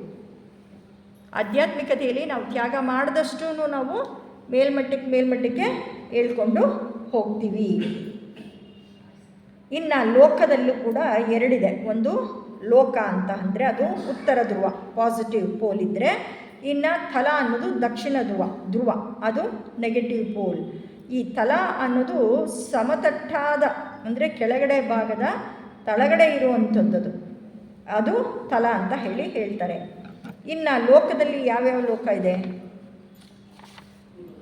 ಭೂಲೋಕ, ಭುವರ್ಲೋಕ, ಸುವರ್ಲೋಕ, ಮಹರ್ಲೋಕ, ಜನರ್ಲೋಕ, ತಪೋಲೋಕ ಮತ್ತು ಸತ್ಯಲೋಕ ಅಂತ ಹೇಳ್ತಾರೆ. ಭೂಲೋಕ ಅಂದರೆ ಭೌತಿಕ, ಮಾನವ ನಶ್ವರ. ಮಾನವ ಪರ್ಮನೆಂಟಾ? ನಶ್ವರ. ಇವತ್ತಿನ ದಿನ ಎವಲ್ಯೂಷನ್ ನಡೀತಾ ಇದೆ. ಯಾವ ಗ್ಲೋಬಲ್ ಎವಲ್ಯೂಷನ್ ನಡೀತಿದೆ? ಗ್ಲೋಬ್ ಡಿ, ಅದು ಸೆಂಟರ್ ಪಾಯಿಂಟ್ ಏನಿದೆ 4ನೇದು, 1 2 3 4 5 6 7, ಈ ಗ್ಲೋಬ್ ಡಿನಲ್ಲಿ ಆಫ್ ಎವಲ್ಯೂಷನ್ ನಡೆದೋಗಿದೆ. ಇನ್ನು ಅದು ಮುಂದಕ್ಕೆ 50% ದಾಟಿದ್ದು ಆಗೋಯ್ತು. ಇನ್ನು ಭುವರ್ಲೋಕ ಅಂದರೆ ಅದು ಸೂಕ್ಷ್ಮ, ಅತ್ಯಂತ ಸೂಕ್ಷ್ಮವಾದ ಲೋಕ. ಇಲ್ಲಿ ಮುನಿಗಳು, ಸಿದ್ಧರು ಎಲ್ಲರೂ ಕೂಡ ಇಲ್ಲಿ ವಾಸವಾಗಿದ್ದಾರೆ. ಇದು ಒಂದು ಸ್ಪೇಸ್ ಅಲ್ವಾ, ಈ ಲೋಕ ಅಂದರೆ ಸ್ಪೇಸ್. ಆ ಸ್ಪೇಸ್ ಎಷ್ಟಿದೆ ಅಂದರೆ ಆಶ್ಚರ್ಯ ಆಗುತ್ತೆ. ನಮ್ಮ ಈ ಭೂಮಿಗೂ ಸೂರ್ಯ ನಡುವೆ ಎಷ್ಟು ಜಾಗ ಇದೆ, ಅಂತರ ಇದೆ. ಅಷ್ಟು ಜಾಗವನ್ನು ಭುವರ್ಲೋಕ ಅಂತ ಕರೀತಾರೆ. ಇನ್ನು ಸುವರ್ಲೋಕ, ಇದನ್ನು ಕಾಮ ಅಂದರೆ ಸೂರ್ಯನಿಗೂ, ಸೂರ್ಯ ಕೂಡ ಒಂದು ಗ್ರಹ, ಅವನ ಸುತ್ತ ಇರೋದು ಯಾವುದು? ಆಕಾಶ. ಸೂರ್ಯನಿಗೂ ಆಕಾಶಕ್ಕೂ ನಡುವೆ ಇರೋ ಅಂತರವನ್ನು ಸುವರ್ಲೋಕ ಅಂತ ಹೇಳ್ತಾರೆ. ಇನ್ನು ಮಹರ್ಲೋಕ ಅಂದರೆ ಕೆಳಮನಸ್ಸು. ಇಲ್ಲಿ ಯಾರಿದ್ದಾರೆ ಅಂದರೆ ಭೃಗು ಮಹರ್ಷಿಗಳು ಮತ್ತು ಇತರ ಪಿತೃಗಳು ಮಹರ್ಲೋಕದಲ್ಲಿ ಇದ್ದಾರೆ. ಇನ್ನು ಜನರ್ಲೋಕ ಅಂತಂದರೆ ಇಲ್ಲಿ ಉನ್ನತ ಮನಸ್ಸು. ಈ ಉನ್ನತ ಮನಸ್ಸು ಜನಲೋಕದಲ್ಲಿರೋರು ಯಾರು ಅಂದರೆ ಸಾಕ್ಷಾತ್ ನಮ್ಮ ಈ ಭೂಗ್ರಹದ ಜಗತ್ಪ್ರಭುಗಳಾದ ಸನತ್ ಕುಮಾರರು ಈ ಜನರ ಲೋಕದಲ್ಲಿ ವಾಸವಾಗಿದ್ದಾರೆ. ಅಗ್ನಿಶ್ವತ್ತು ಇಲ್ಲೇ ಇದ್ದಾರೆ, ಮಾನಸ ಪುತ್ರರು ಕೂಡ ಈ ಜನಲೋಕದಲ್ಲಿ ಇದ್ದಾರೆ. ಇನ್ನು ತಪೋಲೋಕ ಅಥವಾ ಬುದ್ಧಿ ಅಂತ ಹೇಳ್ತೇವೆ. ಇಲ್ಲಿ ಯಾರಿದ್ದಾರೆ ಅಂದರೆ ವೈರಾಜಸ್ ಮತ್ತು ನಿರ್ಮಾಣಕಾಯರು ಈ ಒಂದು ತಪೋಲೋಕದಲ್ಲಿದ್ದಾರೆ. ಇನ್ನು ಸತ್ಯಲೋಕದಲ್ಲಿ ಯಾವುದಿದೆ? ಸಾಕ್ಷಾತ್ ಬ್ರಹ್ಮಲೋಕ. ಯಾರೆಲ್ಲ ನಿರ್ವಾಣವನ್ನು ಹೊಂದಿದ್ದಾರೆ ಅವರು ಈ ಸಾಕ್ಷಾತ್ತಾಗಿ ಇಲ್ಲೇ ಇದ್ದಾರೆ. ಇನ್ನು ತಲದ ಬಗ್ಗೆ ನಾವು ತಿಳಿದುಕೊಂಡಿದ್ದೆ ಆದರೆ ಅತಲ, ವಿತಲ, ಸುತಳ, ರಸತಳ, ತಳಾತಳ ಅಥವಾ ಕರಾತಳ, ಮಹಾತಳ ಮತ್ತು ಪಾತಾಳ. ಇದು 7 ಕೆಳಮಟ್ಟದ್ದು. ಅದು ಯಾವುದು? ಅತಳ ಅಂದರೆ ಹೆಚ್ಚು ಭೌತಿಕತೆಯನ್ನು ಅದು ಹೊಂದಿಲ್ಲ. ಭೌತಿಕತೆ ಇದೆ ಆದರೆ ಹೆಚ್ಚಾಗಿ ಅದು ಇಲ್ಲ. ಇನ್ನು ವಿತಳ ಅಂದರೆ ಅದು ವಿಭಜನೆ ಹೊಂದುತ್ತೆ, ವ್ಯತ್ಯಾಸ ಅನ್ನೋದಿದೆ, ವಿರೋಧ ಅನ್ನೋದಿದೆ. ಅಂದರೆ ಹೆಚ್ಚಾಗಿ ಅದನ್ನು ವಿಂಗಡಿಸ್ಬೋದಂತಹ ವಸ್ತುಗಳನ್ನು ವಿತಳ ಲೋಕದಲ್ಲಿ ಅಂತ ಹೇಳ್ತಾರೆ. ಇನ್ನು ಸುತಳ ಅಂದರೆ ಅಂದ್ರೇ ಅದರ ಅರ್ಥ ಒಳ್ಳೆಯದು, ಅಂದರೆ ಅದೊಂದು ಒಳ್ಳೆಯ ಸ್ಥಳ ಅಂತ ಹೇಳಿ ಕರೀತಾರೆ. ಇನ್ನು ರಸತಳ ಅಂದರೆ ರಸ, ರುಚಿ, ಮನುಷ್ಯನಿಗಿಂತ ಇಂದ್ರಿಯಗಳು ಮೇಲುಗೆಯನ್ನು ಸಾಧಿಸುತ್ತೆ, ಅದು ರಸತಳ. ಇನ್ನು ತಳಾತಳ ಅಥವಾ ಕರಾತಳ ಅಂದರೆ ಸ್ಥಳವಿಲ್ಲದ ಸ್ಥಳ ಅಂತೆ, ಸ್ಥಳನೇ ಇಲ್ಲ ಅಂತಹ ಸ್ಥಳಕ್ಕೆ ರಸತಳ ಅಥವಾ ಸ್ಪರ್ಶ ಸ್ಥಳ. ಕರ ಅಥವಾ ಹಸ್ತ, ವಸ್ತುಭಾಗದ ಅತ್ಯಂತ ಕಡಿಮೆ ಹಂತವನ್ನು ಅದು ಇನ್ನೂ ತಲುಪಿಲ್ಲ ಅಂತ ಅಂದ್ಬಿಟ್ಟು ಅದರಲ್ಲಿ ಹೇಳ್ತಾರೆ. ಇನ್ನು ಮಹಾತಳ ಅಂದರೆ ಇಲ್ಲಿ ವಸ್ತುವಿನ ಸಾಂದ್ರತೆ ಹೆಚ್ಚಾಗಿರುತ್ತೆ. ಕಟ್ಟ ಕಡೆಯದು ಯಾವುದು ತಳ ಅಂದರೆ ಪಾತಾಳ. ಯಾರೋ ಏನೋ ಹೇಳಿದ್ರು, ಎಷ್ಟು ಶಾಕ್ ಆಗೋಯ್ತು ಅಂದರೆ ನಾನು ಪಾತಾಳಕ್ಕೆ ಇಳಿದೋದೆ ಅಂತ ನಾವು ಹೇಳ್ತೀವಿ.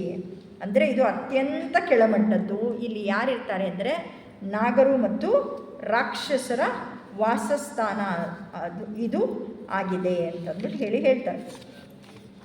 ಇದಿಷ್ಟು ಆದರೆ ಇನ್ನೂ ಇದೆ ಸಪ್ತತೆಯಲ್ಲಿ. ಸಪ್ತತೆ ಇಲ್ಲದೆ ಇರೋದು ಯಾವುದಾದ್ರೂ ಇದೆಯಾ ಅಂದರೆ ಖಂಡಿತ ಯಾವುದು ಹುಡ್ಕೋದಕ್ಕೆ ಸಾಧ್ಯನೇ ಇಲ್ಲ. ಸಪ್ತ ಮಾತೃಕೆಯರು ಭಗವಂತನಲ್ಲಿ ತೆಗೆದುಕೊಂಡ್ರೆ, ದೇವಿಯರನ್ನ ತೆಗೆದುಕೊಂಡ್ರೆ ಸಪ್ತರ ಮಾತೃಕೆಯರು ಇದ್ದಾರೆ. ಬ್ರಾಹ್ಮೀ ದೇವಿ ಅಂದರೆ ಬ್ರಹ್ಮನ ಹೆಂಡತಿ ಬ್ರಾಹ್ಮಿ ಅಂತ ಹೇಳಿದ್ರೆ ಅವಳ ವಾಹನ ಹಂಸ. ವೈಷ್ಣವರು ಅಂತ ಏನು ಹೇಳ್ತೀವಿ, ವೈಷ್ಣವಿ ದೇವಿ ಆಕೆಯ ಅನಿಮಲ್ ಅಥವಾ ವಾಹನ ಅಂತಂದರೆ ಸಿಂಹದ ಮೇಲೆ ವೈಷ್ಣವಿ ಕೂತ್ಕೊಂಡಿರ್ತಾಳೆ. ಇನ್ನು ಮಹೇಶ್ವರಿ ಆಕೆ ಕೂತ್ಕೊಳ್ಳೋದು ನಂದಿಯ ಮೇಲೆ. ಇಂದ್ರಾಣಿ ಅಂದರೆ ಐರಾವತ ಆನೆಯ ಮೇಲೆ ಇಂದ್ರಾಣಿ ಕೂತ್ಕೊಂಡಿರ್ತಾಳೆ. 5ನೇದು ಕುಮಾರಿ, ಅವಳು ನವಿಲಿನ ಮೇಲೆ ಕೂತ್ಕೊಂಡು ಸವಾರಿಯನ್ನು ಮಾಡ್ತಾಳೆ.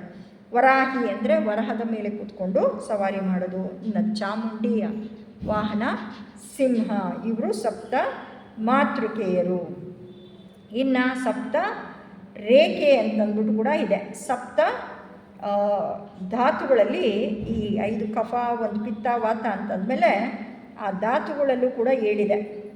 ರಸ ನಮ್ಮ ಶರೀರದಲ್ಲಿ ಇರೋದು ರಕ್ತ, ಮಾಂಸ, ಮೂಳೆ, ಮಜ್ಜೆ, ಕೊಬ್ಬು ಅಥವಾ ಶುಕ್ರ ಅಥವಾ ವೀರ್ಯ, ಚರ್ಮ, ರೋಮ ಅಥವಾ ಉಗುರು ಅಂತ ಇದೆ. ಇನ್ನು ಸಪ್ತ ರೇಖೆಗಳನ್ನ ತೆಗೆದುಕೊಂಡ್ರೆ ಇದು ಡಿಫ್ರೆಂಟು. ಸುಷುಮ್ನ, ಹರಿಕೇಶ, ವಿಶ್ವಕರ್ಮ, ವಿಶ್ವತ್ರಿಯಾರ್ಚ್, ಸಾನಂದ, ಸರ್ವವಸು, ಸ್ವರಾಜ್ ಅಂತಂದ್ಬಿಟ್ಟು ಹೇಳ್ತಾರೆ. ಇನ್ನು ಸಪ್ತ ಕೀಸ್ ಅದು ನನಗೆ ಕೊಟ್ಟಿದ್ದರು, 5 ಮಾತ್ರ ನನಗೆ ನೆನಪಿನಿಂದ ಹೇಳ್ತಾ ಇದ್ದೀನಿ, ಇನ್ನು 2 ನನಗೆ ನೆನಪು ಬರಲಿಲ್ಲ. ಅಸ್ಟ್ರಾಲಜಿ, ಅರ್ಥಮೆಟಿಕ್, ಜಾಮಿಟ್ರಿ, ಅಸ್ಟ್ರಾನಮಿ ಮತ್ತು ಜಿಯಾಲಜಿ ಅಂತಂದ್ಬಿಟ್ಟು ಹೇಳ್ತಾರೆ. ಇವು ಎಲ್ಲವೂ ಕೂಡ ರಹಸ್ಯಮಯವಾದಂತಹ ಅಂದರೆ ಮಿಸ್ಟಿಕಲ್, ಗುಪ್ತ ವಿದ್ಯೆಯಲ್ಲಿ ಬರುವಂತಹ ಹೆಸರುಗಳು ಅಂತಂದ್ಬಿಟ್ಟು ಅವರು ಹೇಳ್ತಾರೆ. ಇನ್ನು ನಮ್ಮ ಆಧ್ಯಾತ್ಮಿಕ ಮಾರ್ಗಕ್ಕೆ ಬರಬೇಕು ಅಂದಾಗ ನಮ್ಮ HP ಬ್ಲಾವಟ್ಸ್ಗೆ ಅವರು ಕೂಡ ನಮಗೆಲ್ಲನೂ ಕೂಡ ಕೊಟ್ಟಿದ್ದಾರೆ. 7 ಕೀಸ್ನ ಕೊಟ್ಟಿದ್ದಾರೆ ಅಂತ ಹೇಳ್ಬೋದು. ಅದು ನೇಚರ್ಗಾದರೆ 7 ಕೀಸ್ ಯಾವುದು ಅಂದರೆ ಮೊಟ್ಟ ಮೊದಲು ನಾವು ಪ್ರಾರಂಭ ಮಾಡಬೇಕಾಗಿರೋದು ದಾನ, ಶೀಲ, ಶಾಂತಿ, ವಿರಾಗ, ವೀರ್ಯ, ಧ್ಯಾನ ಮತ್ತು ಪ್ರಜ್ಞಾ. ಇದಿಷ್ಟನ್ನು ನಾವು ಉಪಯೋಗಿಸಿದ್ದೇ ಆದರೆ ನಮ್ಮ ಜೀವನದಲ್ಲಿ ಸೀಕ್ರೆಟ್ ಡಾಕ್ಟ್ರಿನಲ್ಲಿ HP ಬ್ಲಾವಟ್ಸ್ಗೆ ಅವರು ಏನು ಬರೆದಿದ್ದಾರೆ ಅದು ನಮಗೆ ಅಲ್ಪ ಮಟ್ಟಕ್ಕೆ ಅರ್ಥ ಮಾಡ್ಕೊಳ್ಳೋದಕ್ಕೆ ಖಂಡಿತ ಸಾಧ್ಯ ಇದೆ. ಇನ್ನು ಸಪ್ತ ಕುಮಾರರು, ಈ ಪ್ರಪಂಚ ಪ್ರಾರಂಭ ಆದಾಗ ಕುಮಾರರು ಬಂದು ಇಲ್ಲಿ ನೆಲೆಸಿದ್ರು, ಶಂಬಳದಲ್ಲಿ ಬಂದು ನೆಲೆಸಿದ್ರು. ಈ ಎವಲ್ಯೂಷನ್ಗೆ ಅವರು ತುಂಬ ಹೆಲ್ಪ್ ಮಾಡಿದ್ರು ಅಂದರೆ ಸೀಕ್ರೆಟ್ ಡಾಕ್ಟ್ರಿನಲ್ಲಿ ಬರ್ತಾರೆ. ಸನತ್, ಸುಜಾತ, ಕಪಿಲ, ಇವರು 3 ಜನ ಇದ್ದಾರಲ್ಲ, ಇವರು ಇನ್ನರ್ ವರ್ಕ್ ಅನ್ನೋದು ಏನಿತ್ತು ಅಂತರಂಗದಲ್ಲಿ ಕೆಲಸ ಮಾಡುವಂಥ ಕೆಲಸ ಮಾಡಿ ಈ ಭೂಗೋಳವನ್ನು ಬಿಟ್ಟು ಅವರು ಮುಂದಕ್ಕೆ ಅವ್ರ ಕೆಲಸ ಮುಂದುವರ್ಸೋಕ್ಕೆ ಹೋಗಿದ್ದಾರೆ. ಈ ಮನ್ವಂತರದ ಕೊನೆ ತನಕ ಇರೋರು ಯಾರು ಅಂತಂದರೆ ಅವರು ಪುನಃ ಬರೋದಿಲ್ಲ. ಈ ಮನ್ವಂತರದಲ್ಲಿರೋದು ಸನಕ, ಸನಂದ, ಸನಾತನ ಮತ್ತು ಸನತ್ ಕುಮಾರರು. ಅವರು ಈ ಭೂಗೋಳದಲ್ಲೇ ಇದ್ದು ನಮಗೆಲ್ಲ ಸಹಾಯವನ್ನು ಮಾಡ್ತಾರೆ. ಇನ್ನು 7 ರೇಸ್ ಅನ್ನೋದಿದೆ. ಈಗಾಗಲೇ ಅದು 3 ಮುಳುಗಡೆಯನ್ನು ಒಂದೋಗಿದೆ ಅಂತ ಹೇಳ್ತಾರೆ. ಹೈಪರ್ಬೋರಿಯನ್, ಲೆಮೂರಿಯನ್, ಅಟ್ಲಾಂಟಿಯನ್. ಈಗ ಅಟ್ಲಾಂಟಿಸ್ ಅಂತ ಹೇಳ್ತಾರೆ. ಈಗ ಆಫ್ರಿಕಾ ಅಥವಾ ನಾರ್ತ್ ಆಫ್ರಿಕಾ, ಸೌತ್ ಆಫ್ರಿಕಾ ಅಂತ ಹೇಳ್ತಾರೆ. ಆಮೇಲೆ ಯುರೋಪ್, ಆಸ್ಟ್ರೇಲಿಯಾ ಮತ್ತು ಏಷ್ಯಾ. ಮತ್ತು 7 ಗ್ಲೋಬ್ಸ್ ಅನ್ನೋದು ಕೂಡ ಇದೆ. ಒಂದು ಮಾತ್ರ ಕಣ್ಣಿಗೆ ಕಾಣುತ್ತೆ, ಇನ್ನು 6 ಅಗೋಚರವಾಗಿ ಇದೆ. ಇನ್ನು 7 ಸ್ಪಿಯರ್ಸ್ ಅನ್ನೋದಿದೆ. ಸೂಪರ್ ಸ್ಪಿರಿಚುವಲ್ ಅಥವಾ ನಾಮಿನಲ್ ಅಥವಾ ನಿಯೋಮೋನಿಯಲ್ ಅಂತ ಹೇಳ್ತಾರೆ. ಅತಿಯಾದ ಶುದ್ಧ ತತ್ವ. ಆಮೇಲೆ ಆಧ್ಯಾತ್ಮಿಕ ಅತೀಂದ್ರಿಯ, ಇದನ್ನು ಸೈಕಿಕ್ ಅಂತ ಹೇಳ್ತಾರೆ. ಖಗೋಳ. ಆಮೇಲೆ ಅಲೌಕಿಕ ಆಸ್ಟ್ರೋ ಈಥರಿಯಲ್. ಸಬ್ ಆಸ್ಟ್ರೋ ಅಂದರೆ ತಾರಾಲೋಕದ್ದು, ಅದರ ಕೆಳಗಿನ ಗುಣ. ಮಹತ್ವ ಅಥವಾ ಬೇಕಾದ ಬಲ ಅಥವಾ ಶಕ್ತಿ, ಅದನ್ನು ವೈಟಲ್ ಅಂತ ಹೇಳ್ತಾರೆ. ಕಟ್ಟ ಕಡೆಯದಾಗಿ ಪ್ಯೂರ್ಲಿ ಫಿಸಿಕಲ್ ಅಂದರೆ ಭೌತಿಕ. ಇದಿಷ್ಟು 7 ಸ್ಪಿಯರ್ಸಲ್ಲಿ ಬರುತ್ತೆ. ಇನ್ನು ನಾವು ಮಿಸ್ಟಿಕ್ ಸ್ಟಾರ್ನ ನೋಡಿದ್ದೆ ಆದರೆ ಅದರಲ್ಲಿ ನಾವು ಎಷ್ಟು ಕ್ಯಾಂಡಲ್ಸ್ ಇಡ್ತೀವಿ? 7 ಕ್ಯಾಂಡಲ್ಸ್ನ ನಾವು ಇಡ್ತೀವಿ. ಕಟ್ಟ ಕಡೆಯದಾಗಿ 7ನೇ ಕ್ಯಾಂಡಲ್ನ ಹಚ್ಚಿ ಸಾಕ್ಷಾತ್ ಮಹಾತ್ಮರು ಗುರುಗಳು ಇಲ್ಲೇ ಇದ್ದಾರೆ, ಈಗ ಎವಲ್ಯೂಷನ್ಗೆ ನಮಗೆ ಮಾಡ್ತಾ ಇದ್ದಾರೆ ಅಂತ. ಇನ್ನು ಸಪ್ತಪರ್ಣ, ಈ ಶರೀರವನ್ನು ಒಂದು ಸಪ್ತಪರ್ಣ ಅಂದರೆ ಎಲೆಗೆ ಹೋಲಿಸಿದ್ದಾರೆ. ಸ್ಥೂಲ ಶರೀರ, ಇದಕ್ಕೆ ಬಣ್ಣ ಇಲ್ಲ. ಲಿಂಗ ಶರೀರ, ಇದು ವೈಲೆಟ್ ಕಲರನ್ನು ಹೊಂದಿದೆ. ಭಕ್ತಿಗೆ ವೈಲೆಟ್ ಕಲರ್ನ ಹೇಳ್ತಾರೆ. ಪ್ರಾಣ, ಇದು ಆರೆಂಜ್ ಕಲರ್ ಇರುತ್ತೆ. ಕಾಮ ಅಂದರೆ ಕೆಂಪು, ಸ್ವಾರ್ಥತೆ ಕಾಮ ಮನಸ್ಸಿನಲ್ಲಿ ಇರೋದ್ರಿಂದ ಕೆಂಪು ಬಣ್ಣವನ್ನು ಹೇಳ್ತಾರೆ. ಉನ್ನತ ಮನಸ್ಸು ಅಂದರೆ ಅದು ಗ್ರೀನ್ ಕಲರ್ ಇರುತ್ತೆ. ಇನ್ನು ಡಿಸ್ಕ್ರಿಮಿನೇಷನ್, ಬುದ್ಧಿ ಹಳದಿ ಬಣ್ಣ ಇರುತ್ತೆ. ಆತ್ಮನಿಗೆ ಮತ್ತೆ ಬಣ್ಣ ಅನ್ನೋದು ಇಲ್ಲ. ಸಪ್ತ ಋಷಿಗಳು ಅಂತ ಹೇಳಿದ್ರಲ್ಲ, ಸಪ್ತ ಋಷಿಗಳು ಯಾರು ಅಂದರೆ ಭಾರದ್ವಾಜ, ಗೌತಮ, ಕಶ್ಯಪ, ಅತ್ರಿ, ವಿಶ್ವಾಮಿತ್ರ, ಜಮದಗ್ನಿ ಮತ್ತು ವಶಿಷ್ಠ. ಇಷ್ಟೇನ ಅಂದರೆ ಸಪ್ತ ಪುರಿಗಳು ಅನ್ನೋದಿದೆ. ಈ ಸಪ್ತಪುರಿನಲ್ಲೂ ಕೂಡ ಒಂದು ಬರಿತಾ ಇದ್ದಾಗ ಅದು ಹೊರಟೋಯ್ತು, ಹಂಗಾಗಿ ಗೊತ್ತಾಗಿಲ್ಲ. ಅಯೋಧ್ಯ, ಇದು ರಾಮಂದು. ಮಥುರಾ, ಕೃಷ್ಣ ಎಲ್ಲ ಹುಟ್ಟಿರೋದು ಅಯೋಧ್ಯ, ರಾಮ ಹುಟ್ಟಿದ್ದಿಲ್ಲ. ಕಾಶಿ, ಕಂಚಿ, ಆವಂತಿಕ, ದ್ವಾರಕ ಮತ್ತು ಮಾಯಾಪುರಿ, ಇದು ಹರಿದ್ವಾರದಲ್ಲಿ ಇದೆ ಅಂತಂದ್ಬಿಟ್ಟು ಹೇಳ್ತಾರೆ. ಇನ್ನು 14 ಜನ ಮನುಗಳು ಇದ್ದಾರೆ. 14 ಜನ ಮನುಗಳು, 7 14. ಸ್ವಯಂಭುವ, ಸ್ವರೋಚಿಷ, ಉತ್ತಮ, ತಾಮಸ, ರೈವತ, ಚಾಕ್ಷುಷಮನು ಹಿಂದೆ ಇದ್ದವರು. ಈಗಿರೋರು ವೈವಸ್ವತ ಮನುಗಳು, 5th ರೇಸ್ ಅಂದರೆ ಆರ್ಯನ್ ರೂಟ್ ರೇಸ್ಗೆ ಇರುವಂತಹ ಮನುಗಳು. ಮುಂದೆ ಬರೋರು ಸಾವರ್ಣಿ ಅಂದರೆ ಇವರು 6ನೇ ಮಹಾವಂಶದ ಮುಖ್ಯಸ್ಥರು ಆಗೋರು.